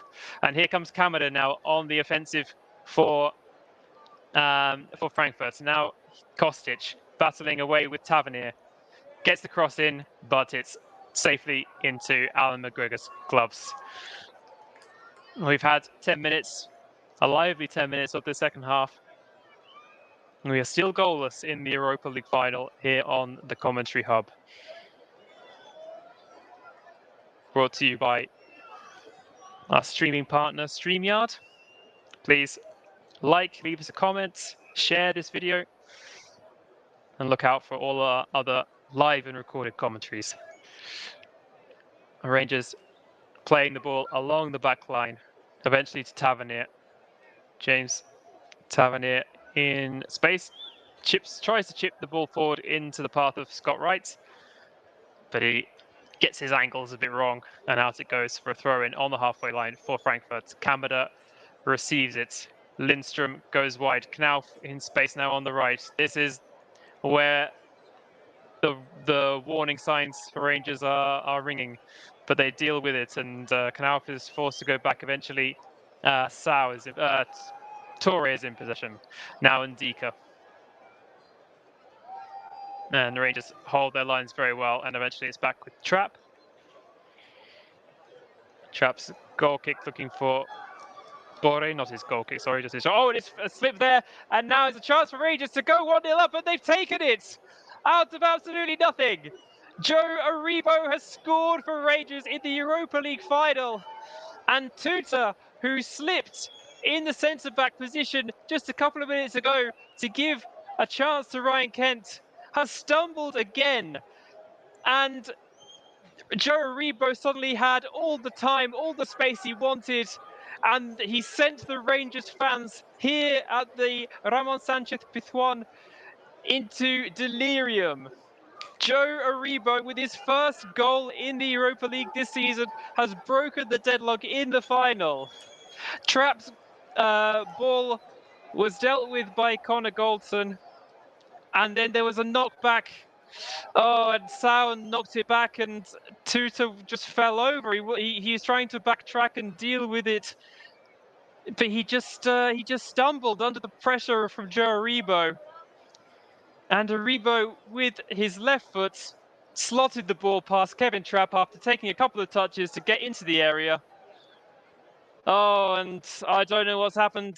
All the studs fallen out of Tuta's boots because he slipped twice in 2 minutes, and Ryan Kent couldn't take the opportunity, but Joe Aribo has.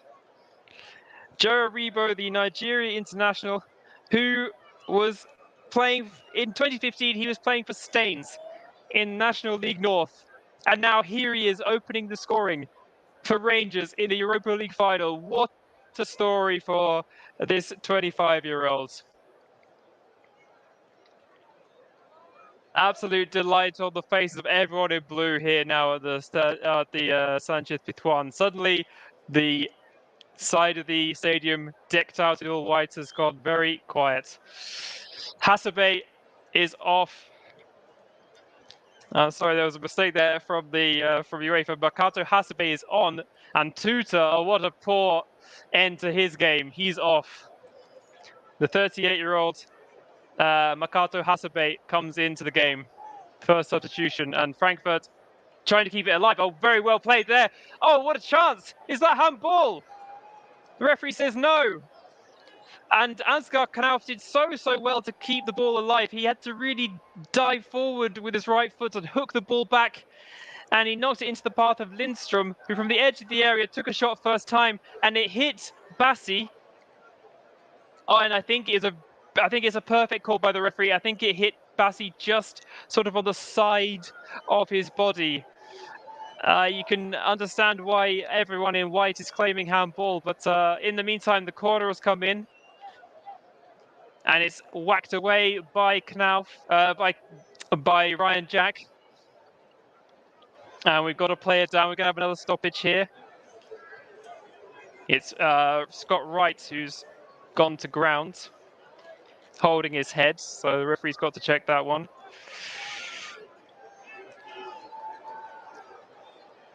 Just confirming that substitution again. So Makato Hasebe, 38-year-old former Japanese international, is on in the place of Tuta, who just lost his bearings completely to allow Aribo in for that goal. 1 hour gone in the Europa League final. Eintracht Frankfurt 0, Rangers 1. Joe Aribo, his first goal of the competition. What a time to get it. And this is his, including qualifiers, this is his 17th appearance. 1 goal in 15 games in the tournament proper, but he took his time to get his first one. But that'll go down in Rangers folklore if they manage to hang on for the next 30 minutes or so. Eventually, we're back underway.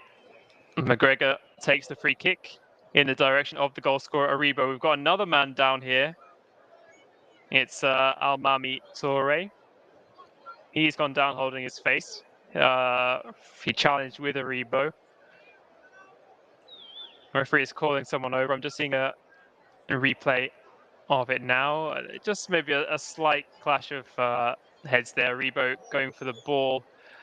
Or possibly he caught Toure with his flailing arm, but nothing too malicious there.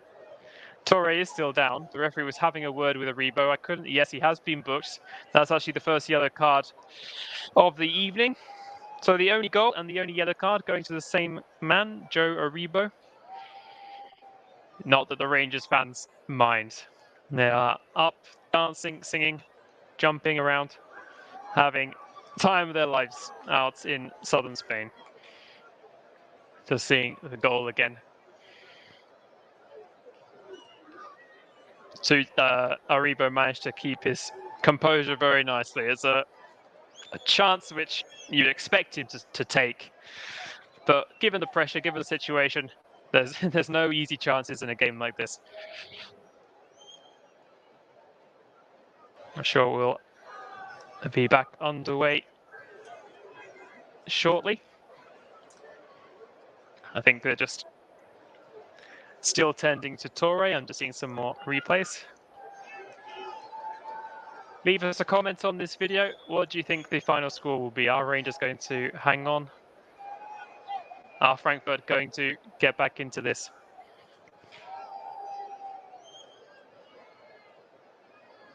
Toure is back on his feet now. He looks okay to carry on. I think the referee is... No, but I think he's being allowed to stay on.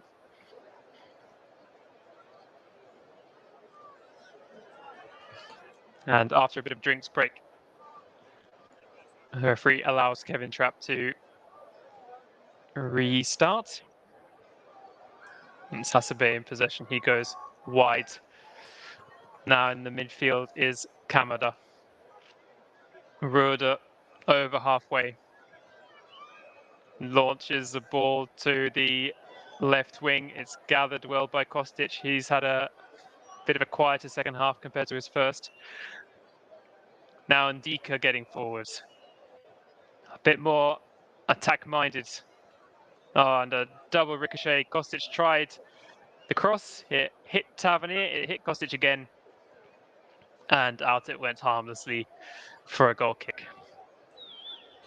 Oliver Glasner is trying to become the first Austrian coach since Ernst Happel won the European Cup with Hamburg in 1983. The first Austrian manager to win any European trophy, that is.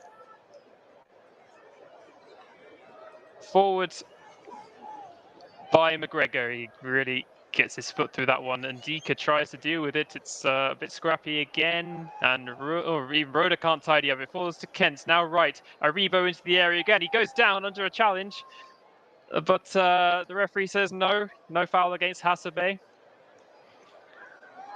Now Kostic, and he's just kind of got his bearings wrong, and out it goes for goal kick. Goal kick, I should say, a throw in. I don't know what I'm talking about. Throw in to Rangers inside the Frankfurt half. Forwards to Joe Aribo. And he runs out of space. This time he shepherded out very well. And we're going to have a goal kick. Taken by Trapp. Goes short. Hasebe. And Ndika. Better from Kostic. Infield to Rode. Now it's Frankfurt, the ones just trying to have a good spell of possession. I think after those shaky few minutes where they conceded a goal, they're having to regroup, they're having to rethink. It's a fairly rare position for them to be behind in a Europa League game. As I said, 12 matches, 12 unbeaten. Is this unlucky 13 for the German side? We've got 3 players all tangling for the same ball with Goldson, but he manages to win the battle. Scrappy again now by Frankfurt, but they do really well, and Knauf is up against it does very well there. Bassi beats Knauf, keeps the ball in field and knocks the ball long and away, and Torre seems to be fine after his injury. And down there goes Kamada, upended by John Lundstrom, and just inside the Rangers half in a central position, Frankfurt will have a free kick. And I think since the goal, they are looking a bit nervy. They are looking a bit edgy, and suddenly their pass is looking a bit sloppy. But here's a mistake, and now they've got a chance. Can Borre take this one? He's lost it over McGregor. He's lost it over the goal as well, and it lands on top of the net. And it was Kamada, in fact. Kamada and Rode won the ball back high up the pitch. They put Ryan Jack and Connor Goldson under pressure, and Borre forced the mistake. Rode gave it to Kamada, and Kamada, with the advancing McGregor, lofted it over him, but just put a bit too much on it, and it landed on the roof of the net. So we very nearly had an equaliser, and once again it would have come from a defensive mistake. But once again, Frankfurt aren't taking their opportunities. Is this going to be their downfall in this Europa League final? Now, right. Rode does the job defensively, and out it goes for throw. I think Wright is going to leave it for Tavernier. Yes, he is. No German side has won this competition since Schalke in 1997. That was the last 2-legged final. Of course, it was the UEFA Cup then, rather than the Europa League. So it's a long time since we have a German name on the trophy. Now, Ryan Kent does very well to keep the ball in play. Has to go back though to Barisic, and Barisic decides to use McGregor, it is all yellow. McGregor tries to find the other winger. He does so well. Tavernier is there, wins the header, tries to lock it into Aribo's path, but it's dealt with by Frankfurt, and they're coming down with Kostic on their left wing again. Kostic manages to keep it in play, down by the corner flag, crosses, headed away by Bassi. Now it's Ndika.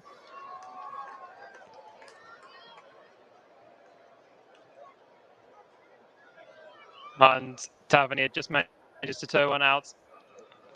We are going to have another substitution. Not quite yet though. Ndika, Kostic, trying to find space for the cross. He does manage to get it across, and there's the equaliser. What an excellent cross that was by Filip Kostic. And it's Rafael Santos Borré who has turned this game on its head again. That's the equaliser for Eintracht Frankfurt. And just a couple of minutes after looking so shaky, like they've lost all of their shape, they managed to regroup and they give the ball to Kostic. Kostic works a tiny bit of space. That's all he needed. A low cross from the left wing, and he manages to evade the whole Rangers defence. And Borré was there on the edge of the 6-yard box to just turn it past McGregor. Such a simple move from Frankfurt.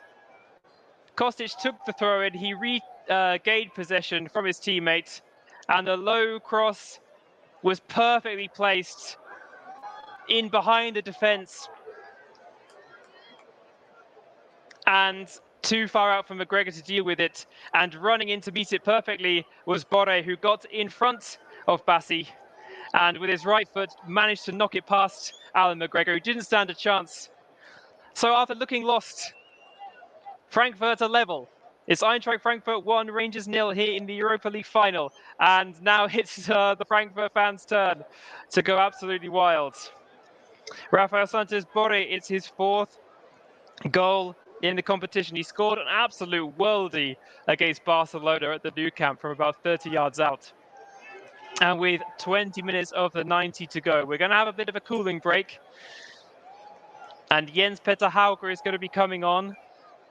Or at least he was going to be coming on before the goal went in. Maybe Glasner will have a think about that now. They're making mistakes again, UEFA, with their graphics. Jens Peter Hauger is coming on. They're telling me he's coming off. And it's Lindstrom who will be making way. So Lindstrom out. And Jens Peter Hauger is on in his stead. A bit of a like-for-like change there. Lindstrom also had some question marks over his fitness, so maybe it's not surprising that he doesn't last the full 90 minutes. And Jens Peter Hauger, who also could operate in that attacking midfield or quite wide area, number 23, the Norwegian. He can do a very capable job for this side as well. So with 20 minutes to go, we are all square again at the Estadio Ramon Sánchez Pizjuán. Eintracht Frankfurt 1, Rangers 1. We're still having this cooling break. We're waiting to get underway again. And now, in fact, Rangers have kicked off. Forward, they go through Bassi looking for one of the forward targets, but it's dealt with. And now Knauf on the left wing. Barisic in front of him. Just loses control at the vital moment there, Knauf, and Barisic does win it back. Now Kent, but he's dispossessed by Roeder. Uses Kamada. Kamada has to turn away, and then he's fouled by Wright. And Kamada's having a few words there with Wright. He didn't like that challenge, and the referee has booked him. He almost a little bit of a rugby tackle there by Scott Wright. He went in with his foot first of all, and then had 2 hands on Kamada's shirt. Quite unnecessary there from Wright, and I think it was the right decision, no pun intended, by the referee to take his name. So that's Aribo and Wright into the book, the only yellows so far. And Kostic is up against Tavernier again. Can he do the same? He's trying to shape a cross again. Eventually runs out of room. And it's Alan McGregor's ball on for the goal kick. Okay. So we've got about 40 minutes left. Just seeing another replay. It's a low bouncing cross from Kostic. And he, of course, is the top assist maker already before this game in the Europa League. And he's moved on to 6 assists now. He's way out in front. And Stephen Davis, the veteran, he is entering the field. The first change for Rangers. Stephen Davis on, and off goes Ryan Jack. And also the Zambian international Fashion Sakala is coming on. And Scott Wright's race has been run. I think despite that late booking, I think he did put in a good shift for his side. So Ryan Jack and Scott Wright off, and on come Stephen Davis, formerly, of course, of Aston Villa and Southampton, and Fashion Sakala. Rangers put the ball into the box again, and it's dealt with by Undika. Kent now coming infield, runs down a bit of a blind alley. Jens Petter Hauge trying to tidy up. Eventually he does.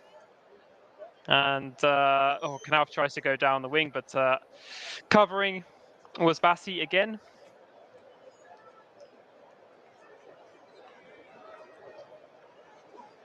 And yes, 4th goal in the competition for Borre, who's in possession again now. Can't really do anything with it. In fact, he's lost out. Sakala trying to get his first touch, but the referee has brought that back for a foul by Borre.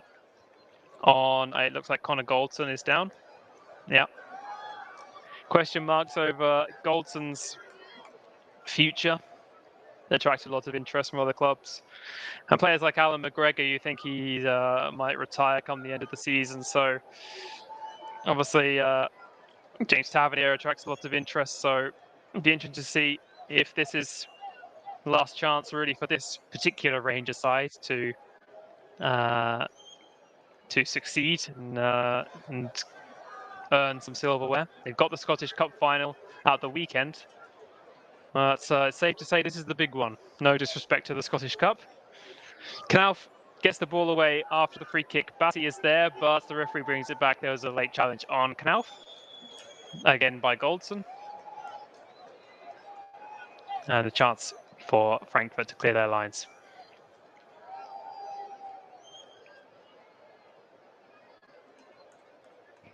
Another replay for me to watch and me to describe. And Borre couldn't really miss with that chance. He did have some work to do. He had to get in front of Bassi and evade his challenge. Quite a simple finish laid on plate there for him.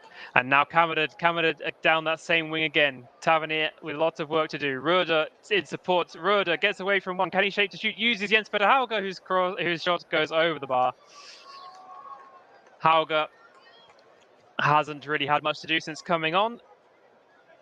It's a bit of a sight of that one for him, but his curling efforts with his right foot sails harmlessly over the bar.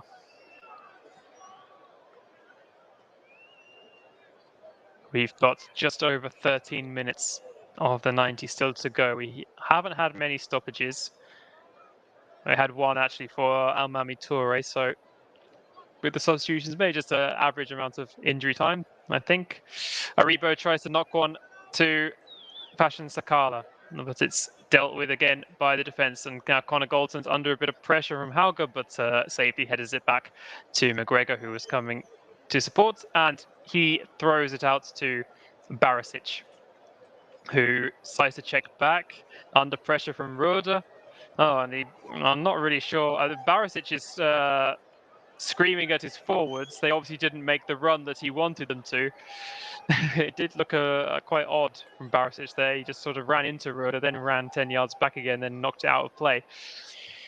Oh, lovely ball forward, or cut out there by Bassi again. He's done well with a lot of those. Oh, and now Sakala could be in there. He's shoved Hasebe over.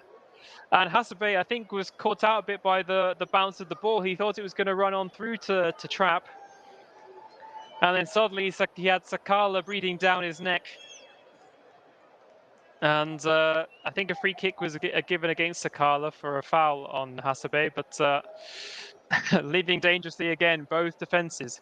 Lovely touch though by Tavernier. I cursed him a bit there. Lovely touch to bring it down, and then he kind of tripped over the ball. But he didn't lose possession. Rangers bring it over the halfway line, but it's dealt with by Torre, and he finds Knauf. Knauf gets away from Ryan Kent. Now Jibril Sow. Sow to Hasebe, now Ndika. What can Hasebe do with this one? He goes to Torre. Torre sort of stabs it forward. And Borre was fouled.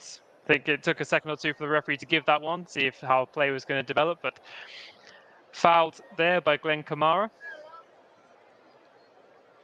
Back to goal, and in fact it was it was Barisic. I don't know how I got those two confused, but Barisic came through the back of Borre, and now Hasebe is over this free kick, but I think he's going to wait for someone else to come and take it for him. I think it's Kostic moving over. Yes, it is Kostic coming over, so I think I'm going to try and get this one into the box. It's just inside the Rangers' half. Not the best angle to try and cross one, but Kostic tries, and yeah, it's a very awkward one in the end. He's managed to win a corner. It was a lovely curl in with his left foot. It evaded everyone who was trying to run into the box. It bounced about 8 yards out, and it looked like it was bouncing right over the head of Alan McGregor, and he had to turn it over the bar and out for a corner. So a rather tame free kick has resulted in a corner now, which Kostic will take. In it comes, and he can't beat the first man, and it's headed clear by Stephen Davis. 10 minutes to go of the 90. The Europa League final in the balance. And nothing doing with that free throw in by Frankfurt, and it's gone out for a goal kick. Really, really awkward one for Alan McGregor to deal with there. He wasn't on his line. He just had to check back, and I'm not 100% sure if it would have gone into the net, similar to that one that Trapp had to turn over from Lundstrom in the first half. He just had to play it safe.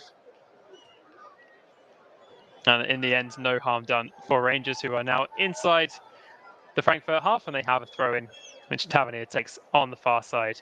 Uses Aribo, who's come wider now, and Sakala is waiting in the middle. All very scrappy, and Rangers win another throw.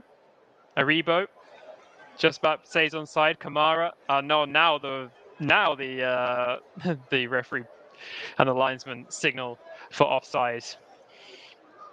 Nothing really changed in that 2 seconds. Rangers were still in possession. It was the right decision in the end, which is always good to see.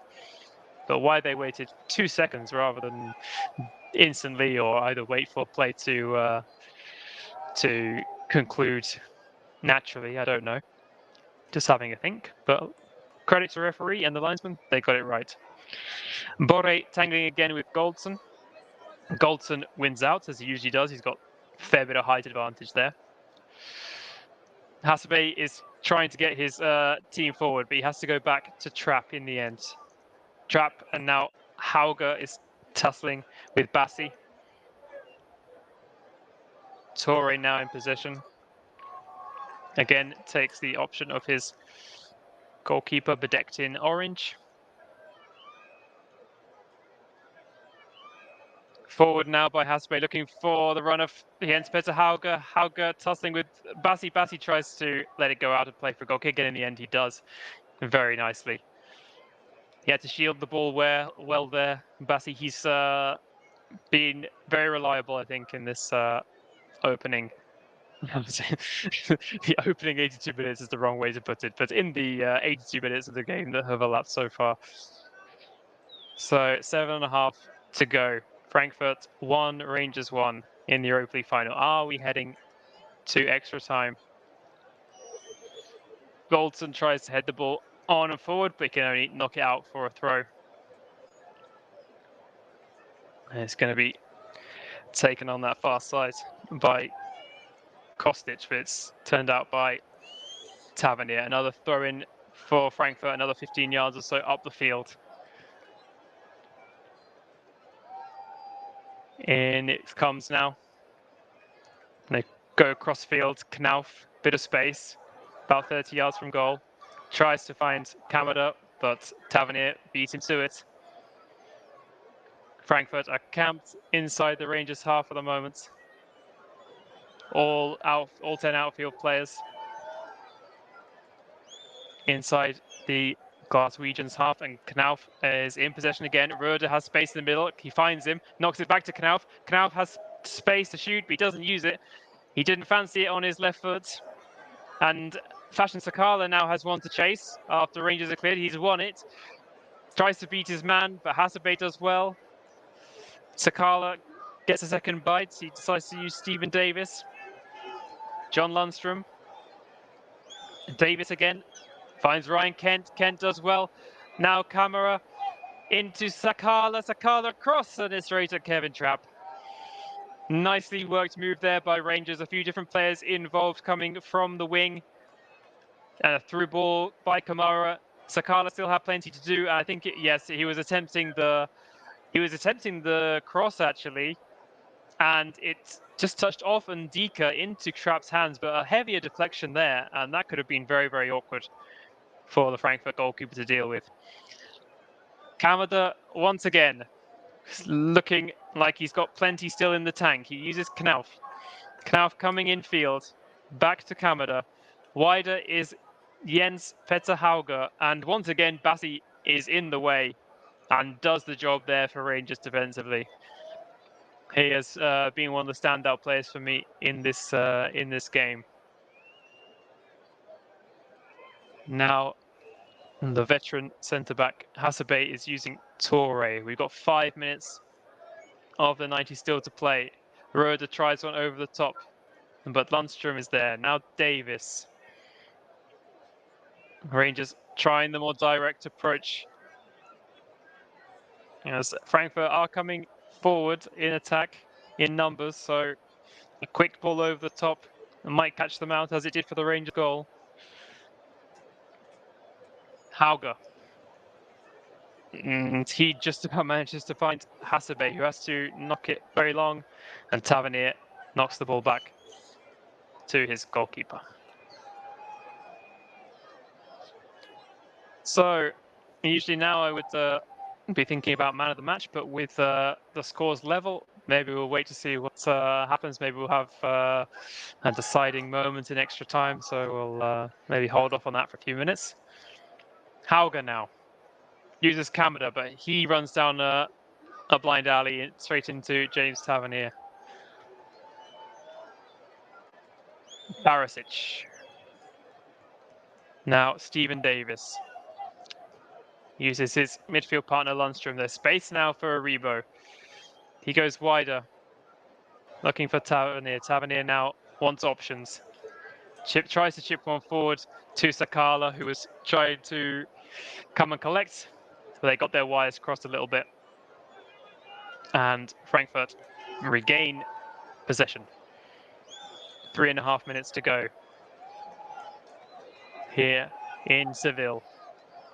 And this Hauger and Kamada are linking up very well. They've got a good understanding. And they use Knauf now. Knauf on the wing. Barisic checking him. And he does well there. Barisic stands his ground and blocks the attempted cross. Oh, and very nicely done by Ryan Kent. Ryan Kent beats a couple of defenders, comes in field, goes across to Aribo. What can Aribo do with it? Finds Kamara, but Kamara slips to the wrong time. And now Frankfurt have a chance to move the ball forward through Kostic. Kostic tries a dink to Hauger, but Tavernier was having none of it. Here comes Stephen Davis. Lundstrom and Davis again trying to orchestrate things for Rangers. Barisic. Christian Jakic is waiting to come on for Frankfurt, the Croatian.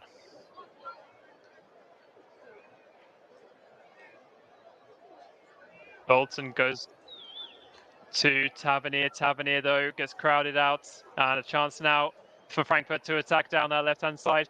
Oh, and Hauger's ball looking for Bore is overhit. And chance gone for Frankfurt.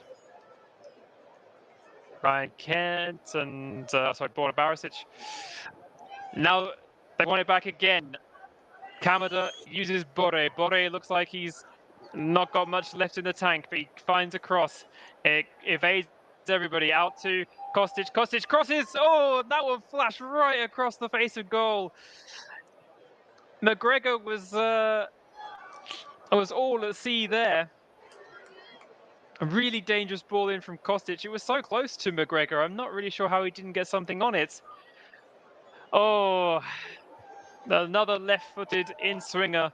And McGregor was at full stretch. He saw Kamada coming in at the back post. He probably was aware of Kamada coming in at the back post. He dived full stretch for it again, didn't reach it, and Kamada wasn't close enough to turn it home. Sebastian Rode, the captain, has made way. And number 6, Christian Jakic, comes on for his 12th appearance in the Europa League. They've got 1 minute left of the 90, but the way things are going, he's got another 30 or so to deal with. They've been quite conservative with their substitutions so far, just the 3 for Frankfurt now and 2 for Rangers. So I think both managers are just keeping their cards close to their chest and waiting for extra time. And Hasebe looks like he's offside there. Yes, he is. He lets that one go out for a goal kick, which will take us up to the 90-minute mark.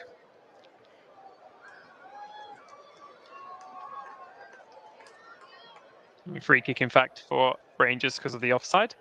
And 5 minutes has been indicated by the 4th official. Creates a ripple of noise around the ground from both sets of supporters. Free kick taken by McGregor. All outfield players in the Frankfurt half now headed away. Tavernier wins it back. Davis, a nice ball infield. And here comes Sau with a shot. It's blocked. Falls to Sakala on the edge of the area. Uses Barisic. Blocked. And out it goes. I think it's gone out for a corner off Torre. It will just be a throw. In fact, it was very close to the corner flag. I couldn't quite see at the time. But Barisic tries to G up the Rangers supporters for his throw. Isn't really controlled well by Sakala and is knocked out for a second Rangers throw by Jens Peter Hauger. Sakala does well with this one, and now Sau knocks another one out. It's going to be another throw in for Rangers. Their third in quick succession, down level with the Frankfurt penalty area.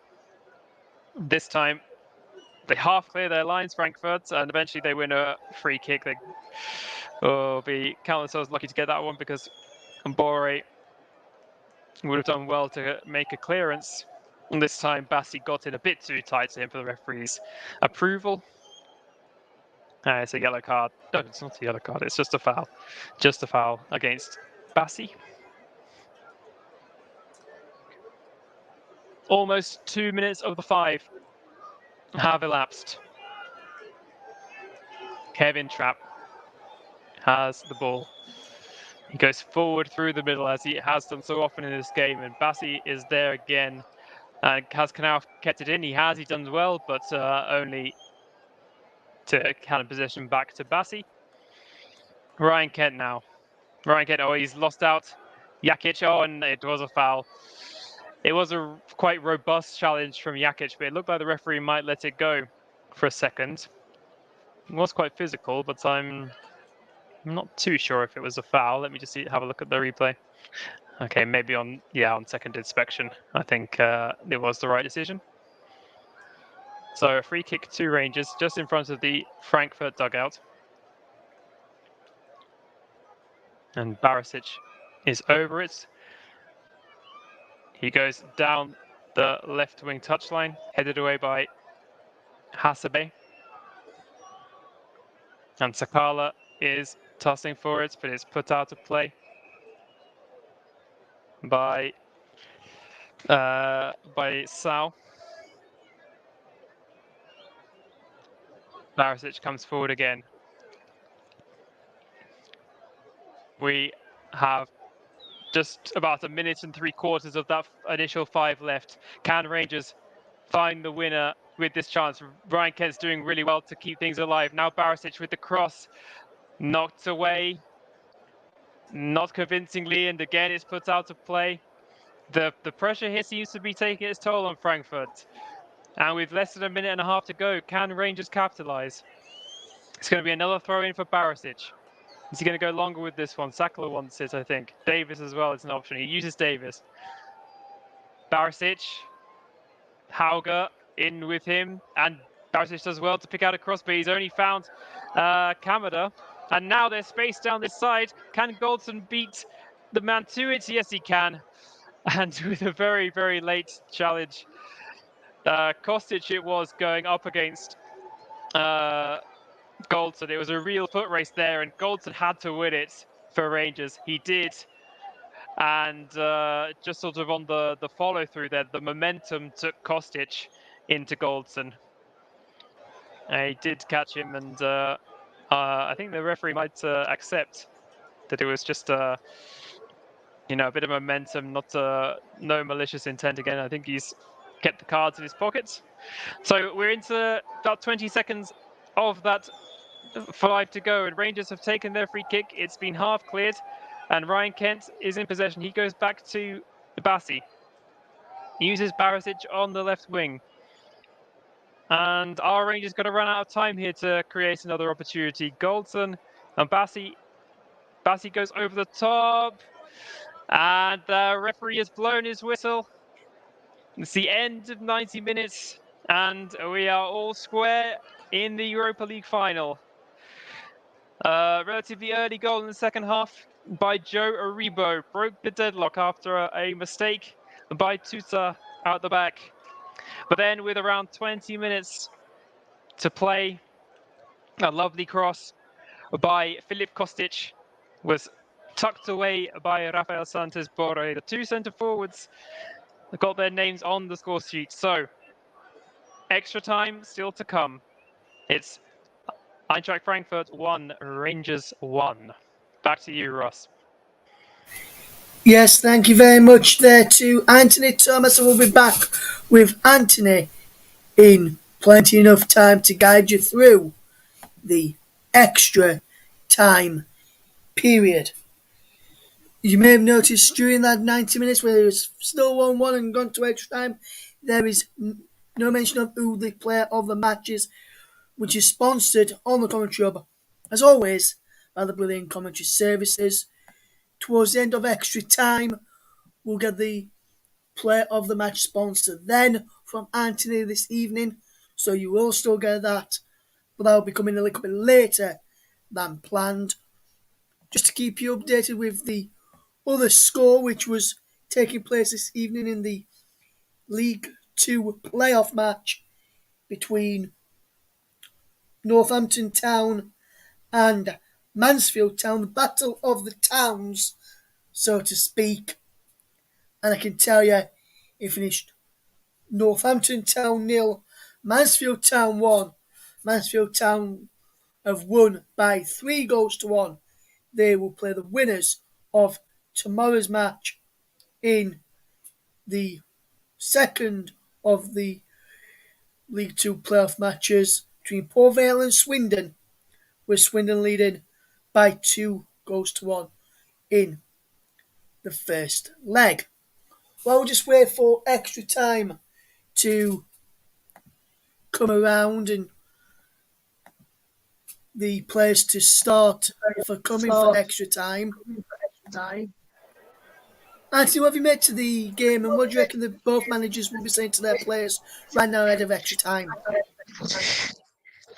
Well, ahead of extra time, I think for Frankfurt, They've got to just not let the pressure get to them. I think as they've not been behind in many games over the course of this competition, it was maybe a bit of a new experience for them.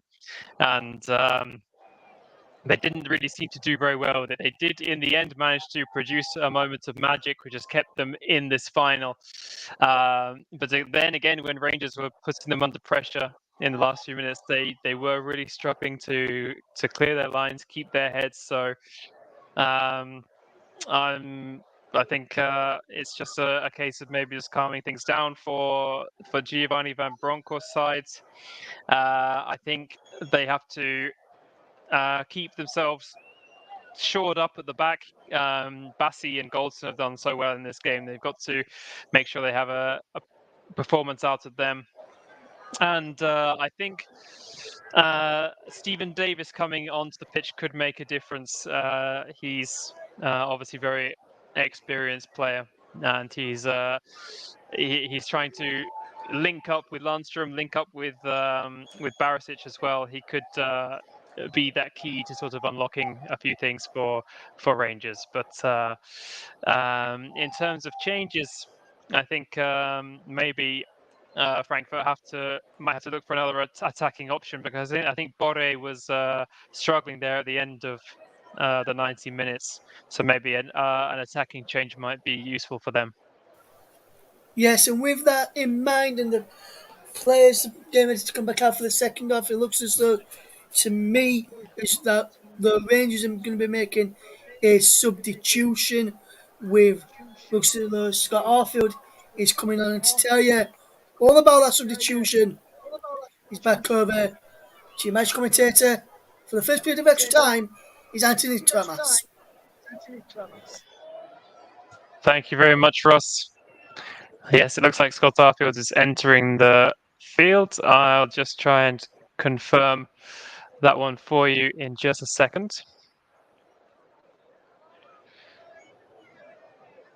Don't think yes, he has come on, and Glenn Kamara has made way. So another fairly like-for-like substitution there.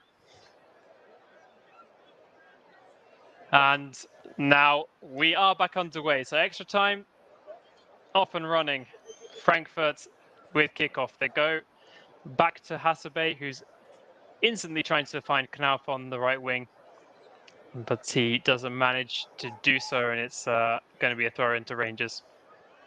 Miss Barisic is going to take. So just another confirmation of that substitution. Off goes Glenn Kamara, and on comes Scott Arfield, the Canadian international.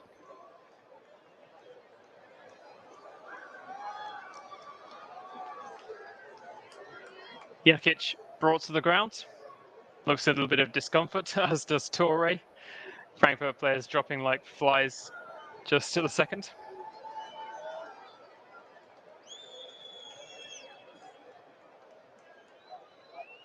Alan McGregor just perusing his touchline at the moment. I think Jakic got caught a little bit in the face, just checking something, I think. And no real harm done. And Kevin Trapp now is taking his time in possession. Decides to pick the ball up and roll it back out to Hasebe. Hasebe tries to go forwards, but it's blocked, comes back to him, and it's going to be a Rangers throw, in fact. So Hasebe, I think, played it against his own man. It was it kind of got lost in the crowd, that one, so a bit difficult to tell. Goldson now in the centre of that defensive three. Lundstrom is back there with him as well. Lundstrom goes forward. Tavernier was there, but it's one back, and the two Japanese internationals combined now. And then it's out to Sau, and now Kostic. Kostic forward, looking for Hauger, and Lundstrom has to just knock it out of Hauger's path, out for a corner. Neither side has managed to do too much from corners in this game. No real, one or two maybe half chances, but no more than that. So let's see what Kostic can do with this one. It's Frankfurt's 10th corner of the match, in it comes. It's half cleared, and then Ryan Kent managed to put his foot through it, and Hasebe is the only player back for Eintracht Frankfurt. Looking for this one.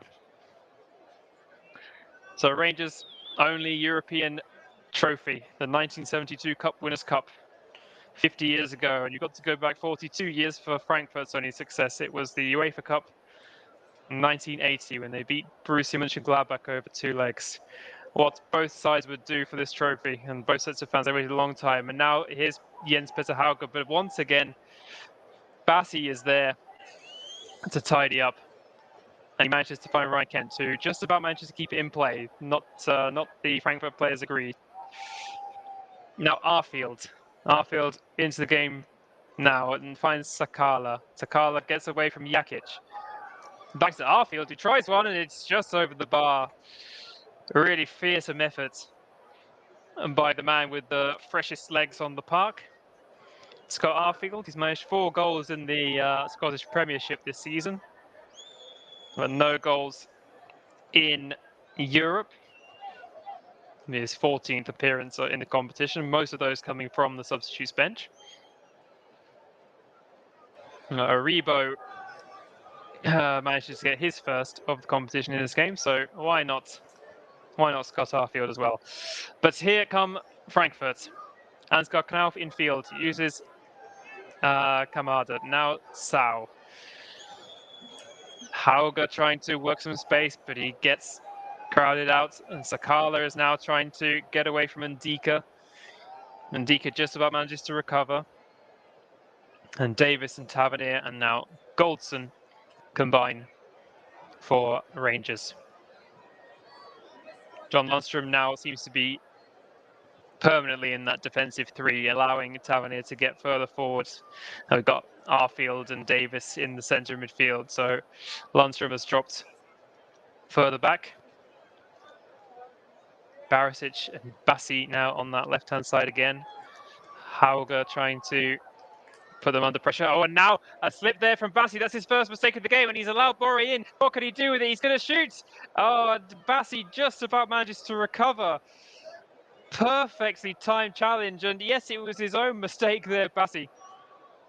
And he just about, I don't know where he found the speed from there, because the ball was played back to him, and he turned on the wing. He was going to find McGregor, but he completely mishit the shot. And Borre was in. And it was a tight angle, but he manages to get to the 6-yard box. And just as he shaped to shoot, Bassi came in there with a desperate challenge, which just about worked. He knocks it out for a corner, which has been taken and headed clear. Knauf is back to chase, but he's got Ryan Kent for company and has to use Hasebe instead. Hasebe taking his time. Now plays the ball over the top. He does well to find Jakic, who's operating now on that right wing. And he's gone past Tavernier, but illegally, says the referee. Tavernier goes to ground. And the referee blows his whistle. It's going to be a free kick taken by John Lundstrom. Bassi has been pretty much faultless in this match, but he almost gifted a chance to Borre, who would have could well have had his second of the game there had Bassi not managed to recover. So we've had 96 and a half minutes almost of this game. We are still tied in this Europa League final. This competition dominated by Spanish and English sides for the best part of a decade, maybe even longer. We had Porto winning 2011, if my memory serves me correctly. Since then, it's only been English and mostly Spanish sides with their names on the trophy. Villarreal will be the holders for the next 30 minutes or so. They needed penalties to beat Manchester United last season. Are we going to penalties again? We are approaching the midway point in this first period of extra time.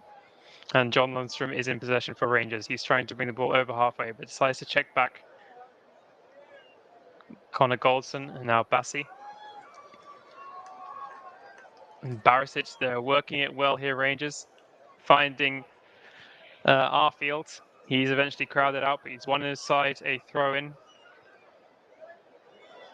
It looks like both sides will be making changes shortly. Well, the match continues for now. Arfield. Davis. Now Goldson again inside his own half, waiting for a runner. Now plays the ball over the top. And he picks out a man. Picks out Ryan Kent, who really has grown into the game. He started very shyly, I would say.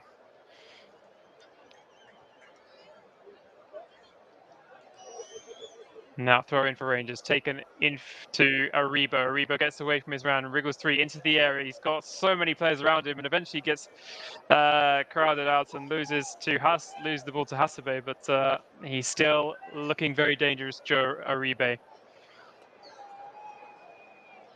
Bore having words with the referee, didn't like something there. Stephen Davis and John Lundstrom now combine.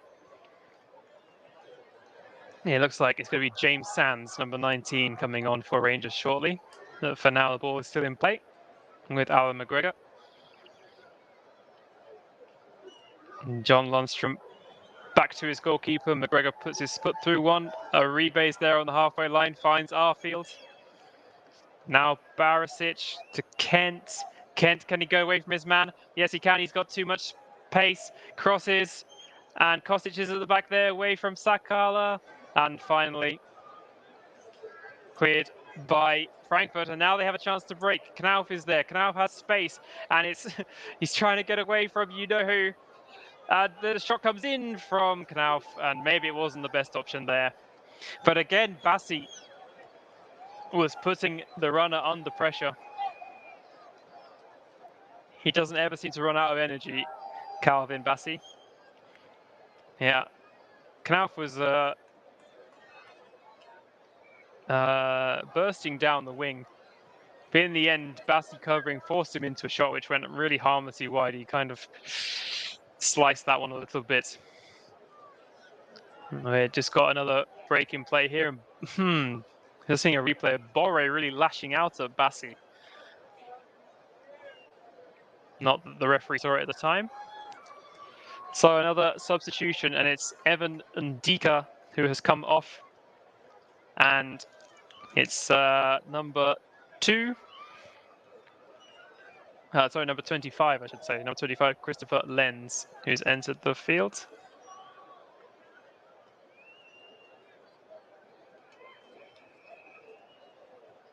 And the Rangers substitution, as I said, James Sands is coming on, and it's the goal scorer, Joe Aribo, who is quite rightfully receiving a standing ovation from the Rangers end. His goal scorer in the Europa League final, Joe Aribo, makes way. And on in his stead comes James Sands, the American. 7 caps for the US national team. He's recently been brought in. He's actually on loan from New York City FC. It's his 5th appearance, all of them coming off the bench in the Europa League. We are into the 102nd minute of the game. And Calvin Bassi is in possession now. Goldson again tries to pick out running winger, and he does. Tavernier does well, and Tavernier gets away from one man, gets the ball into the box. Sung is there, and a shot comes in from Stephen Davis. It's blocked, and eventually booted clear. And now Goldson has some work to do defensively. Borre is still running, and I think, yes, handball given against Borre when he tangled with Goldson. I think Borre is trying to suggest it came off his shoulder, or there was nothing really he could do about it. Just seeing again that chance down the other end, Sakala with inside the area with his back to goal, had to lay it off to Stephen Davis, who took the shot from pretty much 20 yards out. It was well blocked, I think, by Jakic. So it remains 1-1 here at the home of Sevilla. Now Goldson. He's trying those kind of quarterback to wide receiver passes every single time now. That one to Tavernier doesn't come off. I think it's all just getting a bit nervy now. So often, extra time can be a bit of a damp squib. And Frankfurt have won themselves a throw-in just inside the Rangers half. It's getting nervy in the stands as well as on the pitch, but they see themselves on the big screen and suddenly they're up and dancing again. Kostic, who I think has come a bit deeper recently. He's not really getting quite so forward in attack in these last few minutes. Knocked long by Trapp. Bassi again. Now it finds its way to Sakala. Sakala with space. Oh, and he almost managed to get clear of the new man, Christopher Lenz. But Lenz positioned his body well, blocked it, and out it went for a throw. Which doesn't come to anything for Rangers. And now Kamada and Jakic as well combining. Now Knauf. Knauf still has plenty of running in his legs. What can he do with it? Tries to knock it into the path of Hauger, but he just played it behind him and it was booted clear by Connor Goldson. We got 1 minute of the first half of extra time still to play. Hasebe marshalling things in defense. Goes out to Kostic.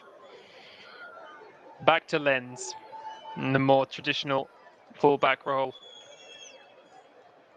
I think they have gone to a back four now officially, Frankfurt. But here comes Kamada.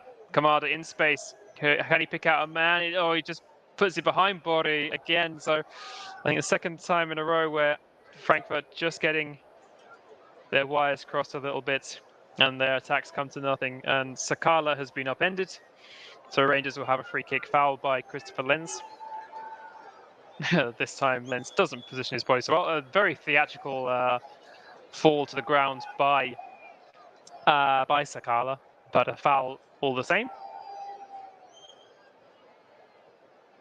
And we've got 1 minute to be added at the end of this first half of extra time.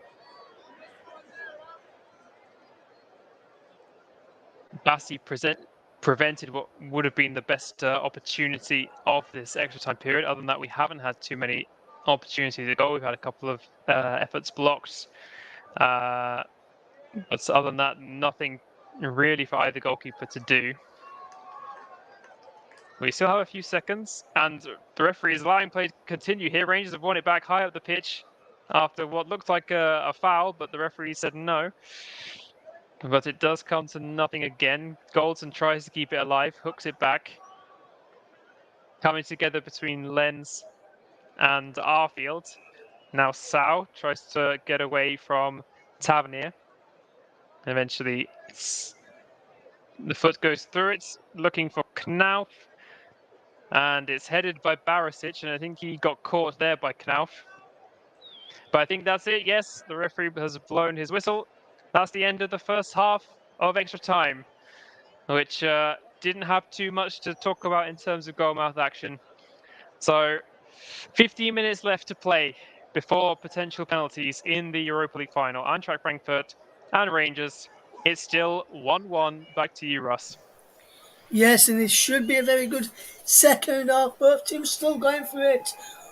After Reba put Rangers into the lead, Bora equalised for Frankfurt, but the game is still deadlocked.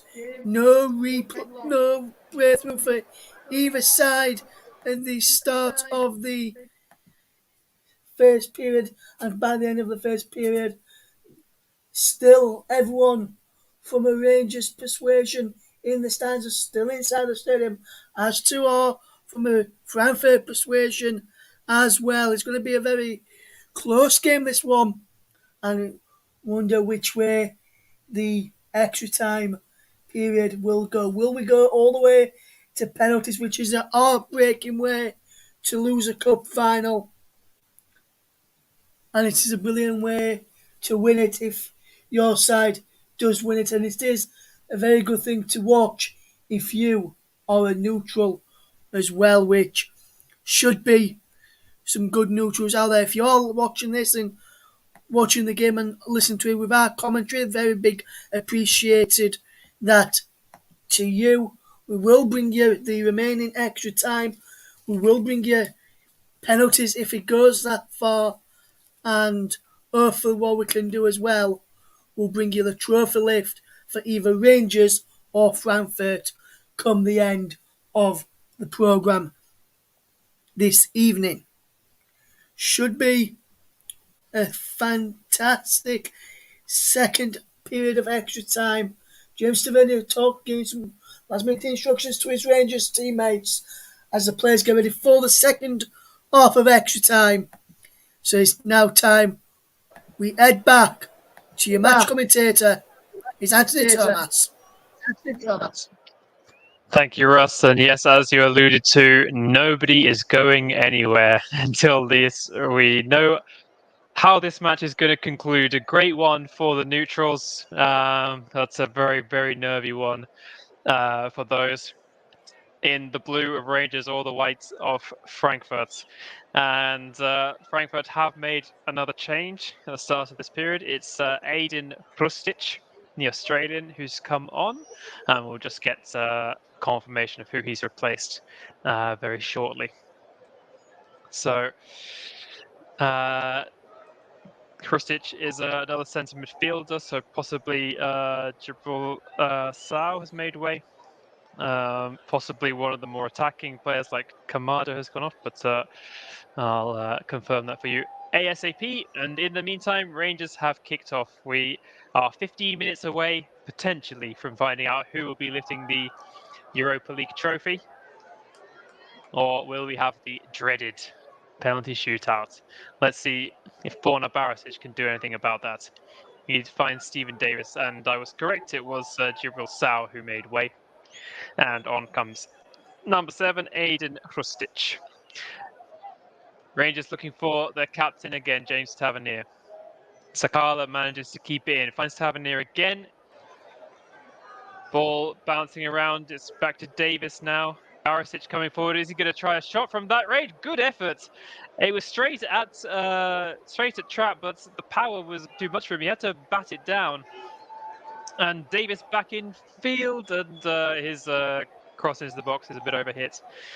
But a bit of a dodgy one there for Kevin Trapp, and the space opened up for Borna Barisic, who hasn't scored in League or Europa League this season, and the Frankfurt players were almost saying, "Go on then, try your luck, have a go," and he almost caused some real problems for Frankfurt. Really good effort by the Croatian, and Trapp survives. He doesn't fall into that trap, no pun intended, once again. And here comes Jens Petter Hauge on the edge of the box, looks for a teammate, manages to find one. The shot comes in. It's Hrustic straight into the action. He could have made himself an instant hero with that one. He set himself, got the ball onto his left foot, and the low strike across the goal just went wide of the post. So a sighting of goal for both sides. Fairly speculative efforts from both from outside the area, but decent efforts all the same. A couple of yards wide that one went from Hrustic. Got the applause from Borre and a couple of his other teammates. 2 goals in the Bundesliga, both against Stuttgart in the same game for Aiden Hrustic. He played a big role in Australia's World Cup qualifying campaign. Let's see if he can add Europa League success to his CV. But here comes Knauf into the area, and he just lost control of the vital moment again. Yes, that's not the first time that's happened to Ansgar Knauf. As dangerous as he has looked, he has also had these moments where when he's just got his head up to look for a pass, he's just let the ball run away from him, and that's given, in this case, Barisic the chance to get the ball back and actually draw the foul from Knauf. So he'll just have to tidy that up. the young German, if he's going to make the difference in this game. But we've had just over 3 minutes of this second period. Both sides willing to attack, which is really great to see. Sometimes it's very defensive throughout the 30 minutes as both teams kind of wait for penalties, but it looks like both teams really want to get the job done and score the winner. So don't go anywhere. Great 12 minutes or so still to look forward to. Goldson goes very direct, but it's overhit. And it'll be another goal kick for Kevin Trapp to take.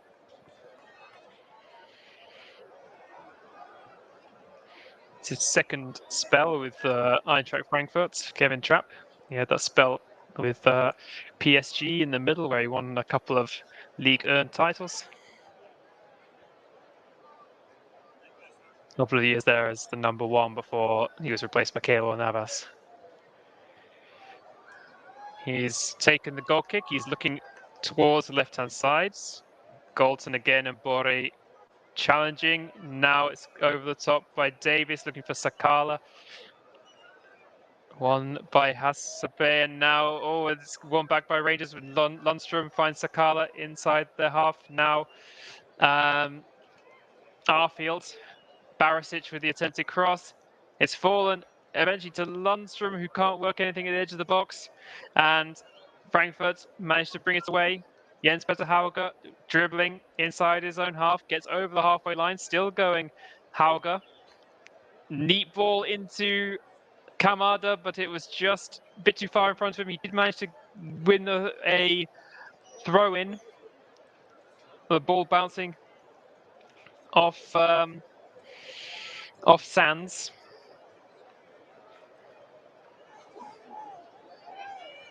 But the throw-in fairly defensive from Frankfurt. They come back inside their own half. Hrustic is deep. He leaves it for Hassabe, and Hassabe has no option, so he decides to use Kevin Trapp. We've got less than 10 minutes of the extra time period to be played. Still time for either side to find a winner. Still time for one player to write their name into not just European history, but into club folklore. Right on the wide right-hand side comes Kostic, but he's forced back, and now it's Kamada in the middle. He's come a bit deeper now to start receiving the ball. Now it's Toure. Almami Toure now. Knauf, what can he do this time? He's cutting infield. He comes right to the middle, takes a shot from 25 yards out. It's well blocked, and it's recycled, and his cross comes in, and Kamada goes down, and he's furious. The ball that was crossed in was safely gathered by Alan McGregor, and a few yards away, Kamada believes he was brought down by Bassi. And no, I don't think he has too much of a case there. And we're not even going to have any check on that. So we're underway again. Stephen Davis and John Lundstrom are making life a little bit difficult for themselves. Now Sands. Lundstrom has come back into that central role now that Sands has gone to the full-back position. Lundstrom now cross-field. Ryan Kent miscontrols, just about manages to keep it in play, and then uses Barisic, who overlapped very well, and across came Christopher Lenz, and he put it out of play for a Rangers throw, which Barisic takes. Now in field come Rangers. Lundstrom, Davis. Kent back out on the wing. Davis again has to use Goldson. Rangers biding their time, trying to work a bit of magic, and Tavernier now gets away from his man, tries to find Sakala, but he can't gather it. Another chance gone for Rangers, and it's cleared away by Lenz. But only as far as the Rangers man, now Lundstrom. Now a shot from Ryan Kent. Good effort from him. And this time, the shot at Trapp is gathered a bit more cleanly by the goalkeeper. But a really strong effort by Ryan Kent. I think it might have actually deflected as well. The ball was spinning. Yeah, I think it might have hit the back of Toure. And another one that could have been more awkward than it was for the goalkeeper. So Trapp had to do well there to gather it. Not maybe as simple as it first looks. Knauf. He gets away from Barisic. He's still got energy in his legs. He crosses it, but it's beyond everyone. And Tavernier on the opposite side can half clear it, but it's now with Kostic, Hrustic, Jakic. Jakic with great effort. Jakic just over the bar. 30 yards out of right foot pile driver by Jakic. Had McGregor flailing again. It's not even a yard over the bar. Really sweet curling strike by Jakic. Had to take it first time. If you remember Torsten Fring's goal against Costa Rica in the opening game of the 2006 World Cup, a similar sort of effort that came sort of across his body and hammered it with his right foot, but this time goes just over the bar rather than where the owl sleeps. We've got a little over 5 minutes of the 120 still to play. Ryan Kent tries to bring it down, but Jakic is there again. Kostic running with his head up, finds Hauger. Hauger with Goldson for company. Goldson does well. Goldson's claiming it's going to be a goal kick, and the referee agrees with him. So with 5 minutes to go, I'm going to pick out my man of the match, sponsored by Commentary Services. And despite some good attacking play by quite a lot of players, I think someone who's really kind of put themselves in the shop window for maybe a move to a top club would be the centre-back Calvin Bassey. He's really impressed me today, the young Nigerian. He's just 22. A couple of appearances for Nigeria in the World Cup playoffs, which they did lose to Ghana, but today he's been an absolute rock at the back for Rangers. So my man of the match would be Calvin Bassey. And in the meantime, Borna Barisic has picked up an injury. He's holding his face. He's got he's also seems to have a bit of a hamstring problem. And Rangers have another substitute ready. It's Kemar Roof. Kemar Roof also passed the late fitness test. Some Rangers fans were calling for his inclusion from the start, but Giovanni Van Bronckhorst says that he'll only be doing 3.5 minutes, and I imagine also taking a penalty if it does stay this way. So Barisic off. Oh no, there's another. Yes, he has come on for Roof.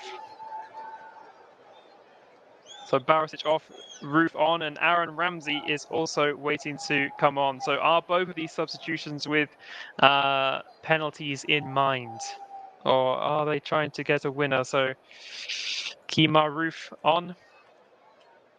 And also Fashion Sakala, who came on himself earlier in the game, has made way.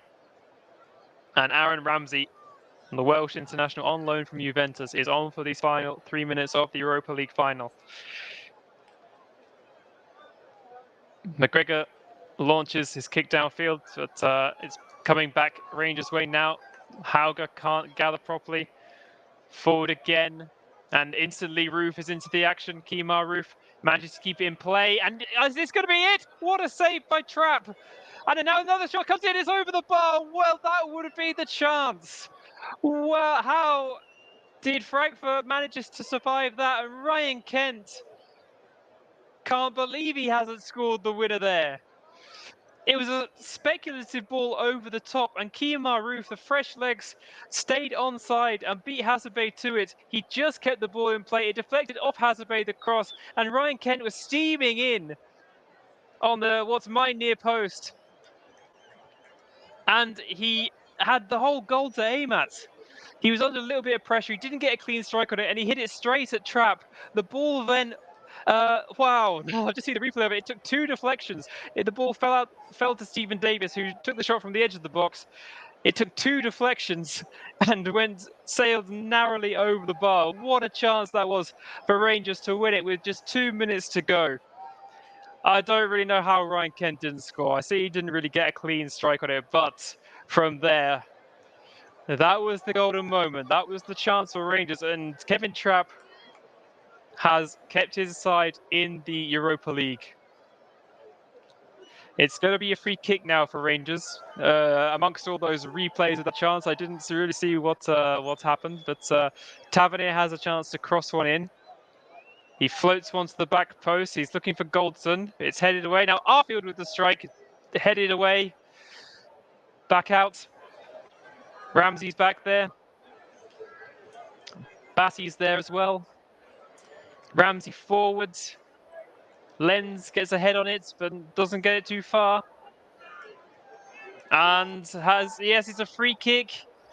Free kick given against Frankfurt.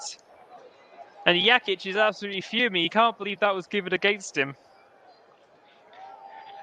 And Rangers in the final minutes of the 120 are going to have a chance now. It's James Tavernier. It's about 25 yards from goal. It's not on the best side. It's just beyond the post. And Tavernier, so with a right foot like Tavernier, it's not the best angle for him. It's not the best angle for a shot nor a cross, but if anyone can work some magic here, it would be him. Tavernier, the referee is just setting up the wall. Tavernier is stood right over the ball. We've got 1 minute to be added on. It looks like Tavernier is eyeing up the shot. We've got Hauger lying down behind the wall, just in case Tavernier tries to go underneath.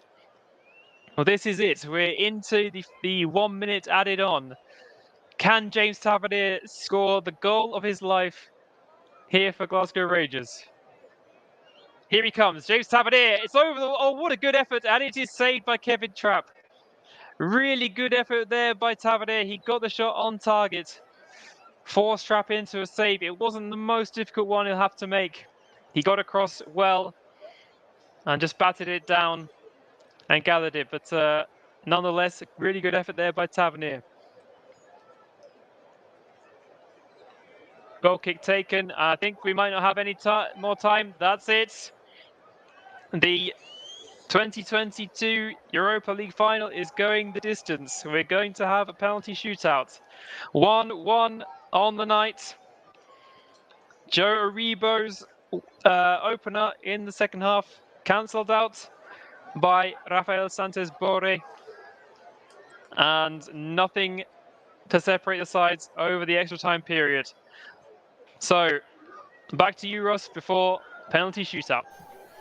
Thank you very much there, Anthony Thomas, and we'll be back with Anthony as soon as they are ready for the penalty shootout of the competition in the Europa League final. Eintracht Frankfurt 1, Rangers 1 is the full-time score after extra time. It was a fantastic game of football. Joe Aribo on 57 minutes gave Rangers the lead before Rafael Santos Borre equalised for Eintracht Frankfurt. The time in the UK right now is 10:42 p.m. Time out where the game is being played in Sevilla right now is 11:42 p.m. So coming up towards midnight in Sevilla where the game is being played this evening, and it has gone all the way to penalties. Alan McGregor, is, from what I can see, has just been sat in the dugout with some of the Rangers backroom staff looking at some footage or some notes they've written down about which way each of the Frankfurt players will go in the shootout, which way they're going to go. They're now just with Giovanni Van Bronckhorst and rest of his coach staff just finalising which order the players will take the penalties in.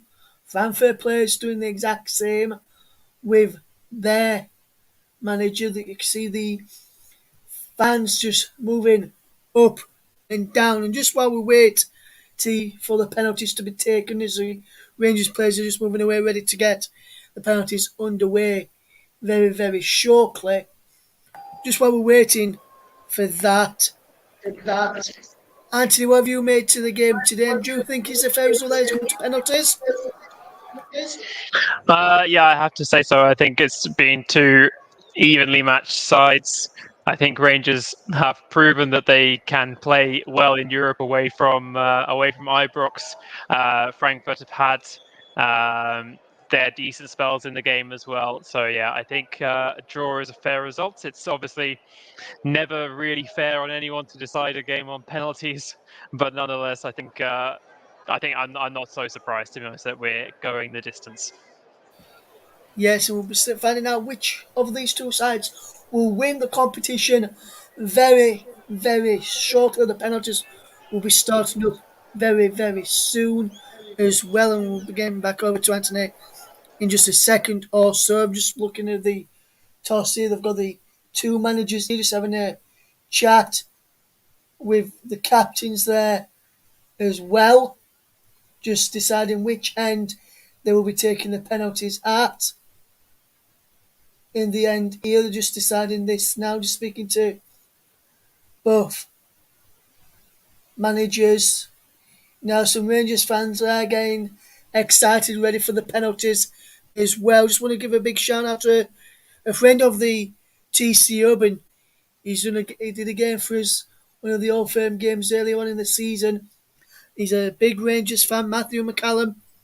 He is out there this evening in Sevilla watching his Rangers side doing the penalty shootout, and I've just seen on my monitor the penalties are being done at the Rangers end of the ground, the end where the Rangers fans are situated behind that goal. Now they'll be doing a toss to find out which side will be going up first, I'll tell you that. And once that's all done, we'll get ready to hand back over to you, commentator Anthony Thomas. And first up, it will be Frankfurt. It looks as though Frankfurt may be first up, or it could be Rangers first up. I'm unsure which way he's going to go for, who's opted to go first there. But one thing I can tell you is that he's going to be taken down at the Rangers end. So with that in mind, and the two goalkeepers, Al McGregor and Kevin Trapp, both down at the goal where he's going to be taken. Both will be speaking to by the match official. First up will be Rangers. So with that in mind, time to hand over to your match commentator to get you through the penalties. Is Anthony Thomas.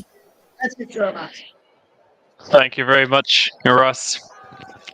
Yes, Kevin Trapp has taken his position in goal, and it's going to be Rangers captain James Tavernier who's going to take the first penalty.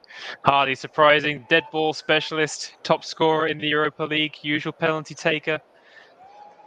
He's going to step up for his side here. Takes a deep breath, measures out his run. So Tavernier against Trapp, a very short run up. The referee blows his whistle. Tavernier checks his run, slots it home. 1-0 in the shootout to Rangers. Tavernier forced the goalkeeper to dive. Trapp went to his left, and Tavernier slotted it straight down the middle. Perfect start for Rangers in the shootout. Some people say that going first puts all the pressure on your opponents. They've also got their fans at that end, so maybe it's going to be advantage Rangers in the shootout. Second penalty, I think it's going to be Christopher Lenz to take it. Substitute defender who came on for Ndika. He's going to be taking his effort right-footed. Up he steps, and he puts it past McGregor. It's 1-1. High penalty to his right, and McGregor dived the wrong way. Good penalty by Lenz. Not in the corners, but nonetheless, if you force the goalkeeper to dive the wrong way, who cares about the corners? So, we're as we were, 1-1 after one penalty each, and the veteran of this Rangers side is putting his hand up to take a penalty. Stephen Davis. Stephen Davis steps up. Oh, and just into the top corner there by Davis. For a second there, it looked like he'd hit the bar, hit it over, but perfectly placed. Again, sending Trapp the wrong way. Really good penalty. No goalkeeper is stopping that one. Right into the top corner there by Davis. Up steps number 7, Hrustic, another one of the substitutes. Aiden Hrustic, the Australian, up against Alan McGregor. It's going to be a left-footed strike. Rangers fans trying to put him off, but he looks calm. Takes a deep breath. Hrustic takes up, and he sends McGregor the wrong way as well. Into the bottom left-hand corner, the penalty goes. Nicely done by Hrustic. And it's 2-2 in the shootout. Yeah, really nicely done there. Short run-ups seem to be the choice of most of these takers, but it's working out for them so far. And number 37, Scott Arfield, another one of the substitutes, is going to be Rangers' third penalty taker. He opts for the much longer run-up. Trapp bouncing around on his line. Out comes Arfield, another really nicely taken penalty. He punches the air. He's absolutely delighted with that one, Scott Arfield. This time Trapp did go the right way, but it was right up into the top corner again. Really nicely taken penalty, just out of the reach of Trapp. And we're still perfect in the shootout. 3 out of 3 for Rangers. And it's Daichi Kamada, number 15. I had a feeling he might take one of the penalties. He was left on for the full 120 minutes. He had a really decent game, the Japanese international. He's taking a short run up, got his hands on his... Oh, and he's put it away as well. It was a nice height for McGregor, but the pace just beat him, and it was just inside the post. In fact, off the post it went. And McGregor went with it, but I think the pace and the accuracy beat him. So it's still 3-3. And Aaron Ramsey, who barely had a touch after coming on, is going to have a chance to put Rangers in front again. It's only his third appearance in the competition. Aaron Ramsey getting ready, up he steps, and it's saved! The first save, and it's advantage Eintracht Frankfurt. It was a weak effort by Ramsey. Trapp went to his right, and Ramsey's penalty was rather soft, and it seemed to just hit Trapp on the knees. Yeah, quite a central penalty. He tried to force the goalkeeper to dive out of his path, but quite a poor effort from Aaron Ramsey. So it's still 3-3. And now there's a chance for Frankfurt to go back in front. Up steps. Oh, it's well taken. It's Kostic. Who else? Filip Kostic finds the bottom corner. And now all the pressure is on Rangers' fifth and potentially final penalty taker. Kostic there. Again, McGregor got so close, but it was right in the corner this time. Plenty of pace again. Just too much on it. And the man who almost set up a winning chance late in injury time, Kemar Roof, has to score. The referee is having words with Trapp, making sure he stays on his line. Kemar Roof needs to raise the roof for Rangers here. He's got to score. Roof checks his run, up he steps. Oh, and it's in off the post. Nicely done by Kemar Roof. He's done his job. He's kept Rangers in this one, but now it's all out of his hands. Trapp went the right way again, but in off the right-hand post. His right-hand post, that is. Slotted to the left by Roof. And now, with the chance, it's the goal scorer, Rafael Santos Borré. The referee again having words with the goalkeeper, making sure McGregor stays on his line. But this is the chance for Eintracht Frankfurt to win the Europa League. Rafael Santos Borré against Alan McGregor. Up he steps. He's done it! Eintracht Frankfurt have won the Europa League for the first time since 1980. 5-4 winners in the penalty shootout. 5 fantastically struck penalties, and they are going absolutely wild. And the goal scorer in the second half is the penalty hero as well. Rafael Santos Borré, the Colombian, has won the Europa League for his side. Heartbreak for Glasgow Rangers. They came so close. They put in a fantastic effort in this game. But you can't deny that with no defeats from their 13 matches over the competition, Eintracht Frankfurt really have been the standout side over the course of the competition. Rangers, of course, fully deserve their place in this final, and they fully deserve to take Frankfurt all the way, unlike so many teams before them. I give a real credit to Giovanni Van Bronckhorst. But that won't console them, their fans, too much at the moment. But what worthy winners of this competition Eintracht Frankfurt have been. They knocked out Barcelona, they've knocked out Real Betis, they've seen off West Ham, and now Glasgow Rangers have fallen by the wayside. And the Adler, the Eagles, have risen. And Eintracht Frankfurt are your Europa League champions. Back to you, Russ. Thank you very much there, Anthony Thomas. Just stay with us until the trophy presentation is being done. They're just engraving Eintracht Frankfurt's name on that trophy before being handed it to them to hold aloft in a few moments' time. So if you can just stay with us, Anthony, we'll get your thoughts on the game overall and what's your overall thoughts on the match. But it's a hard way to lose for Rangers as their 50-year wait for a European trophy continues. It's finished. Eintracht Frankfurt 1, Rangers 1. Frankfurt have won 5-4 on penalties.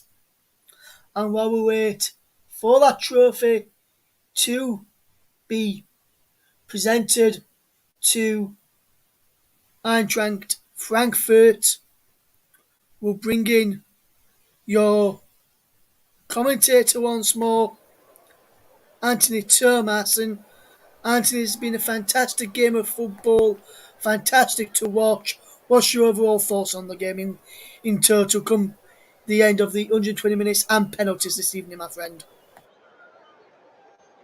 So it's been a really fantastic final. I think, as you said, it's a really tough way to lose, but two teams who were really trying to win it. There was great football on display from both sides throughout the 120 minutes. and two teams who desperately wanted to win this, and that's really fantastic to see from this competition, which unfortunately gets seen as a bit of a consolation prize sometimes. But here you have two sides that were absolutely desperate, and you can see what it means to all of the fans, both the celebrating Frankfurt fans and now the inconsolable Rangers supporters. I think overall, as I said to you before, it was a fairly level game. I think it was worthy of any final, and unfortunately, one side had to lose today. It's Rangers, and as you said, their wait goes on. But having said that, I think it's hard to deny the trophy for Frankfurt, just for the way, more for the way that they've played over the course of the competition, rather than their display tonight. But yeah, so as you said, yeah, their name is going to be on the trophy. It's going to be a bitter pill for Rangers to swallow, but I think you'd be hard pressed to deny Frankfurt the victory. Yes, absolutely, Anthony, absolutely, my friend. And another question for you: What must be going? What do you think must be going through Aaron Ramsey's head right now after he was the one who missed that penalty to make El Frankfurt win it in the first five penalties that they took this evening as well, Yeah. Anthony? Yes, I think as I mentioned when he came on as a substitute, I was thinking, is he coming on to make a difference, or is he coming on to take a penalty? If he's coming on just to take a penalty, well, unfortunately, he's failed today, and he's going to have to live with that because it was a fairly poor effort from him. So I think, of course, he's a professional. He accepts that sometimes he'll miss. He'll accept that things don't really work out. But I think he'll be disappointed with his choice of penalty there. I think, given the way that neither goalkeeper seems to be able to get too close to anything that was in the corners to play one down the middle like that, straight at Trap. Really, it was a bit weak from him, and I expected better, to be honest. I think he'll be just, of course, he'll be disappointed with how it went, but I think he'll be a bit disappointed too with his decision making there at the crucial moment. Yes, absolutely, Anthony, absolutely. We'll get back to you as soon as the trophy presentation is ready to be made. I can see some of the Rangers fans have stayed to clap off their team and clap. Some got tears in their eyes. Trav got tears of joy in the eyes as well. He's got there, sir. Alan McGregor just sat down in the middle of the pitch a few moments ago as well, and really unlucky there. JB has just been on with us. Thank you very much. JB said Rangers robbed by cheating Germans, and he hates them. And Anthony, just on that point there, my friend, we'll fetch you back in on that point there, Anthony. Do you think Frankfurt were cheats tonight at all? No, I can't agree with JB there. To be honest, I think the referee and the officials handled the game very well. They didn't produce any cards too early. I think they weren't convinced by any of these very soft calls for um, these soft kind of attempts to try and convince them of penalties and things like this. No, I think that one of the best ways to assess a referee's performance is not mentioning them at all. I didn't really mention the referee today, which is usually a good sign. No, I think two teams just desperate to win, going at it well. I would definitely not call anybody from either side cheating in this game. Definitely not. It was a proper game played in a good spirit, and that's what you want to see in a final. So I can't agree with that. Yes, and just another quick one as well. Obviously, you said you never really mentioned the referee tonight. Obviously, you didn't mention VAR much either as well. There was nothing really VAR to get involved with. And when VAR is involved in football and it doesn't have to get involved at all in the game, the making of the game, that must be a good thing to watch as well. And I'm not sure if they've got much VAR in matches while you watch regular Anthony, but obviously they didn't get involved tonight, which must be a good thing to see. Yeah, that's like you don't want the game ruined by too many stoppages, too many VAR checks, and I think the referee set a really good precedent in this game early on when there was the challenge by Lundstrom on Roda when he caught him in the head, and sometimes the referee might react to something like that. There was lots of blood coming from him, but the referee just kind of kept it cool. It was still early in the game. He didn't brandish an early card. I think he tried to keep his cards in his pocket as much as he can. I think there was just the 2 yellows for Rangers in the end and none for Frankfurt.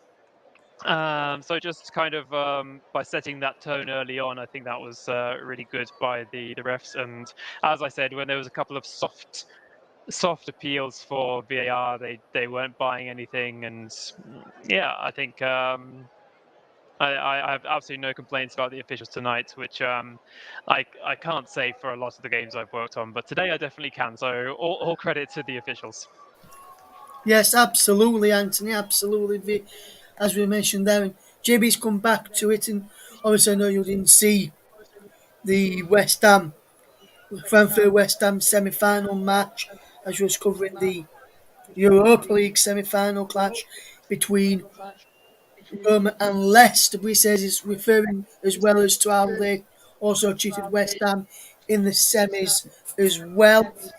JB, if you're still listening, can you enlighten us on that point there? Because I can remember, because I saw that game and I can remember much cheating from Frankfurt in the game against West Ham. So if you can enlighten me, tell me which point he was making that towards, and that reference towards, it must be much appreciated, but very much appreciated. There, my friend, we're just now waiting for the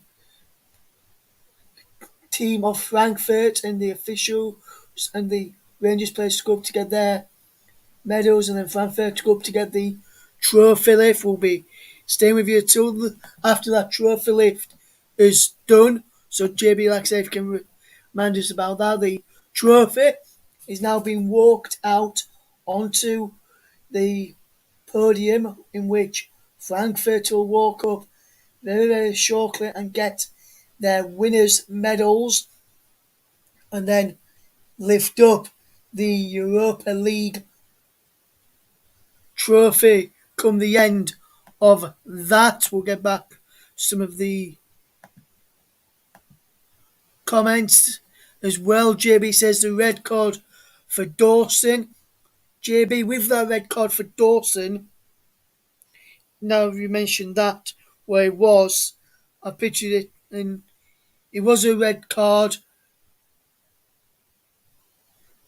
because re- reason why I think reason why it was a red card for me, the for Dawson, it was the last man, and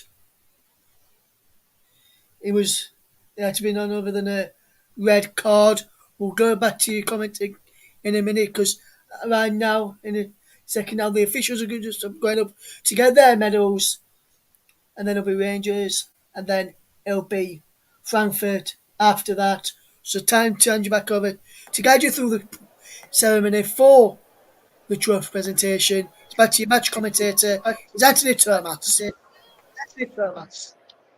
Thank you very much, Russ. Yes, the officials team being led up onto the podium by the referee Slavko Vincic from Slovenia. He's having a word there with Alexander Shevrin, the his countryman, of course, also from Slovenia, Shevrin, if I'm not mistaken, and the VAR team as well, collecting their medals. Quite a lot of the Rangers fans now have left. A good number of them have stayed behind to see their players collect their medals. They'll be coming up very shortly for them. The Frankfurt players have very formally made a nice guard of honor for the Rangers players to walk through. It's good sportsmanship to see. Hopefully they'll clap them through very nicely. And the officials make their way off the podium. Giovanni Van Bronckhorst now. Yeah, it's really nice to see. A really nice touch here. He's leading his players through the tunnel that Frankfurt have made. There's lots of high fives, lots of applause, which I think is a good reflection of the sportsmanship that both teams have shown over the course of this epic contest. Van Bronckhorst being consoled and receiving his silver medal. And then up comes James Tavernier, captain, leading his side. John Lundstrom in there as well. Connor Goldson, he had a faultless display at the back as well, considering he came from Shrewsbury Town and then worked up his way up into the Premier League with Brighton and eventually to Rangers, and it's a very fine centre-back indeed, Connor Goldson. I've really enjoyed watching his progression over the years. And some of the Rangers players who didn't make it onto the field today receiving their medals. Also, Fashion Sakala, who had to come off. He doesn't seem to be moving too gingerly. I didn't see if it was a tactical decision there to bring him off, or what was the thinking there for Van Bronckhorst. Alan McGregor, 40 years old now. You wonder how much longer he's going to be staying in the game and whether this was his swan song. It's potentially ended with a silver medal for him, but maybe he fancies one more year. And Rangers fans, young and old, applauding their side. They should be very proud of their campaign. I don't think many people at the start of the Europa League group stage would have predicted a final between Rangers and Eintracht Frankfurt. So it's a real credit to both sides making it this far. The Rangers have vacated the tunnel, and now Oliver Glasner is about to be kind of serenaded. Oh, that's fantastic to see. Is that Oliver Glasner dives forward onto the grass and celebration of his achievement. Really fantastic for him. Just 47. In fact, both managers today, 47 years old. So plenty of seasons ahead of them in the game. Kevin Trapp, who saved that crucial penalty against Ramsey. He had a couple of nervy moments in the game, did Trapp, but when it counted, made a difference. And Dika and Sao also collecting their medals. The two Japanese internationals up together, Hasabe and Kamada. They're really impressive, their workmanlike performance. Sam Lammers didn't get onto the field. Neither did Ayman Barkok there, draped in the Moroccan flag.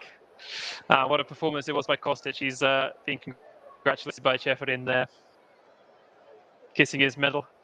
Also, it was good to see, I think most of the Rangers players kept their silver medals on, which is always nice to see. It's a really horrible thing in the modern game you see where the silver medal goes on and straight back off again. And Die Adler, the Eagles, forming around the podium now and ready for this trophy lift, which Captain Sebastian Rode will be accepting from Ceferin after Rafael Santos Borre has given it a few kisses. And here we go then. So this tournament that's 51 years old now, first competed for 1971. This famous old trophy is going to be lifted again by Eintracht Frankfurt captain Sebastian Rode. And what worthy winners they have been. And there we go, your champions of the UEFA Europa League for the 2021-22 season are Eintracht Frankfurt.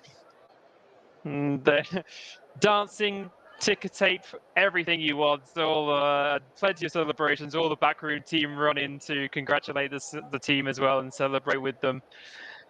A really close-knit group, it seems. Plenty of different nationalities represented in the team. A really good young core to this team. Some players you want to be keeping an eye on. Kevin Trapp gets his moment with the trophy as well. And that whole side of the ground, decked in white, has obviously remained here to celebrate this moment with their team. And for the first time since 1980, Eintracht Frankfurt have won a European competition. Thank you for listening. Thank you for listening on the Commentary Hub. And Russ, back to you, I think, for a final word. Yes, thank you very much there to Anthony Thomas for excellent coverage of the Europa League final. Hope you've enjoyed us bringing you the coverage today. Thank you to Anthony for his excellent coverage on some of the Europa League matches that he has done, whether it's been on delay stream due to technical difficulties beyond our control, or tonight's live Europa League final commentary as well. One of the great commentators, up and coming commentators, which you can hear on the commentary hub as always. So, from us here at the commentary hub, Rangers wait for a European title will go on from more than 50 years way now. 50 years still in the waiting over now for Rangers. Frankfurt first win since 1980 in the European competition. They've won the Europa League 2022 on penalties by 5-4 on penalties after a 1-1 draw in extra time. Thank you very much to the comment section, JB, Big Popper, and Ewan as well. Thank you all for tuning in. Thank you to those who have listened but not got involved as well. And thank you to Anthony for excellent commentary once again. Hopefully we'll see you tomorrow for some Premier League live action in one of the three Premier League action matches we'll hopefully bring to you. But from myself and from Anthony and from the rest of the team here at the Commentary Hub, we're going to bid you farewell.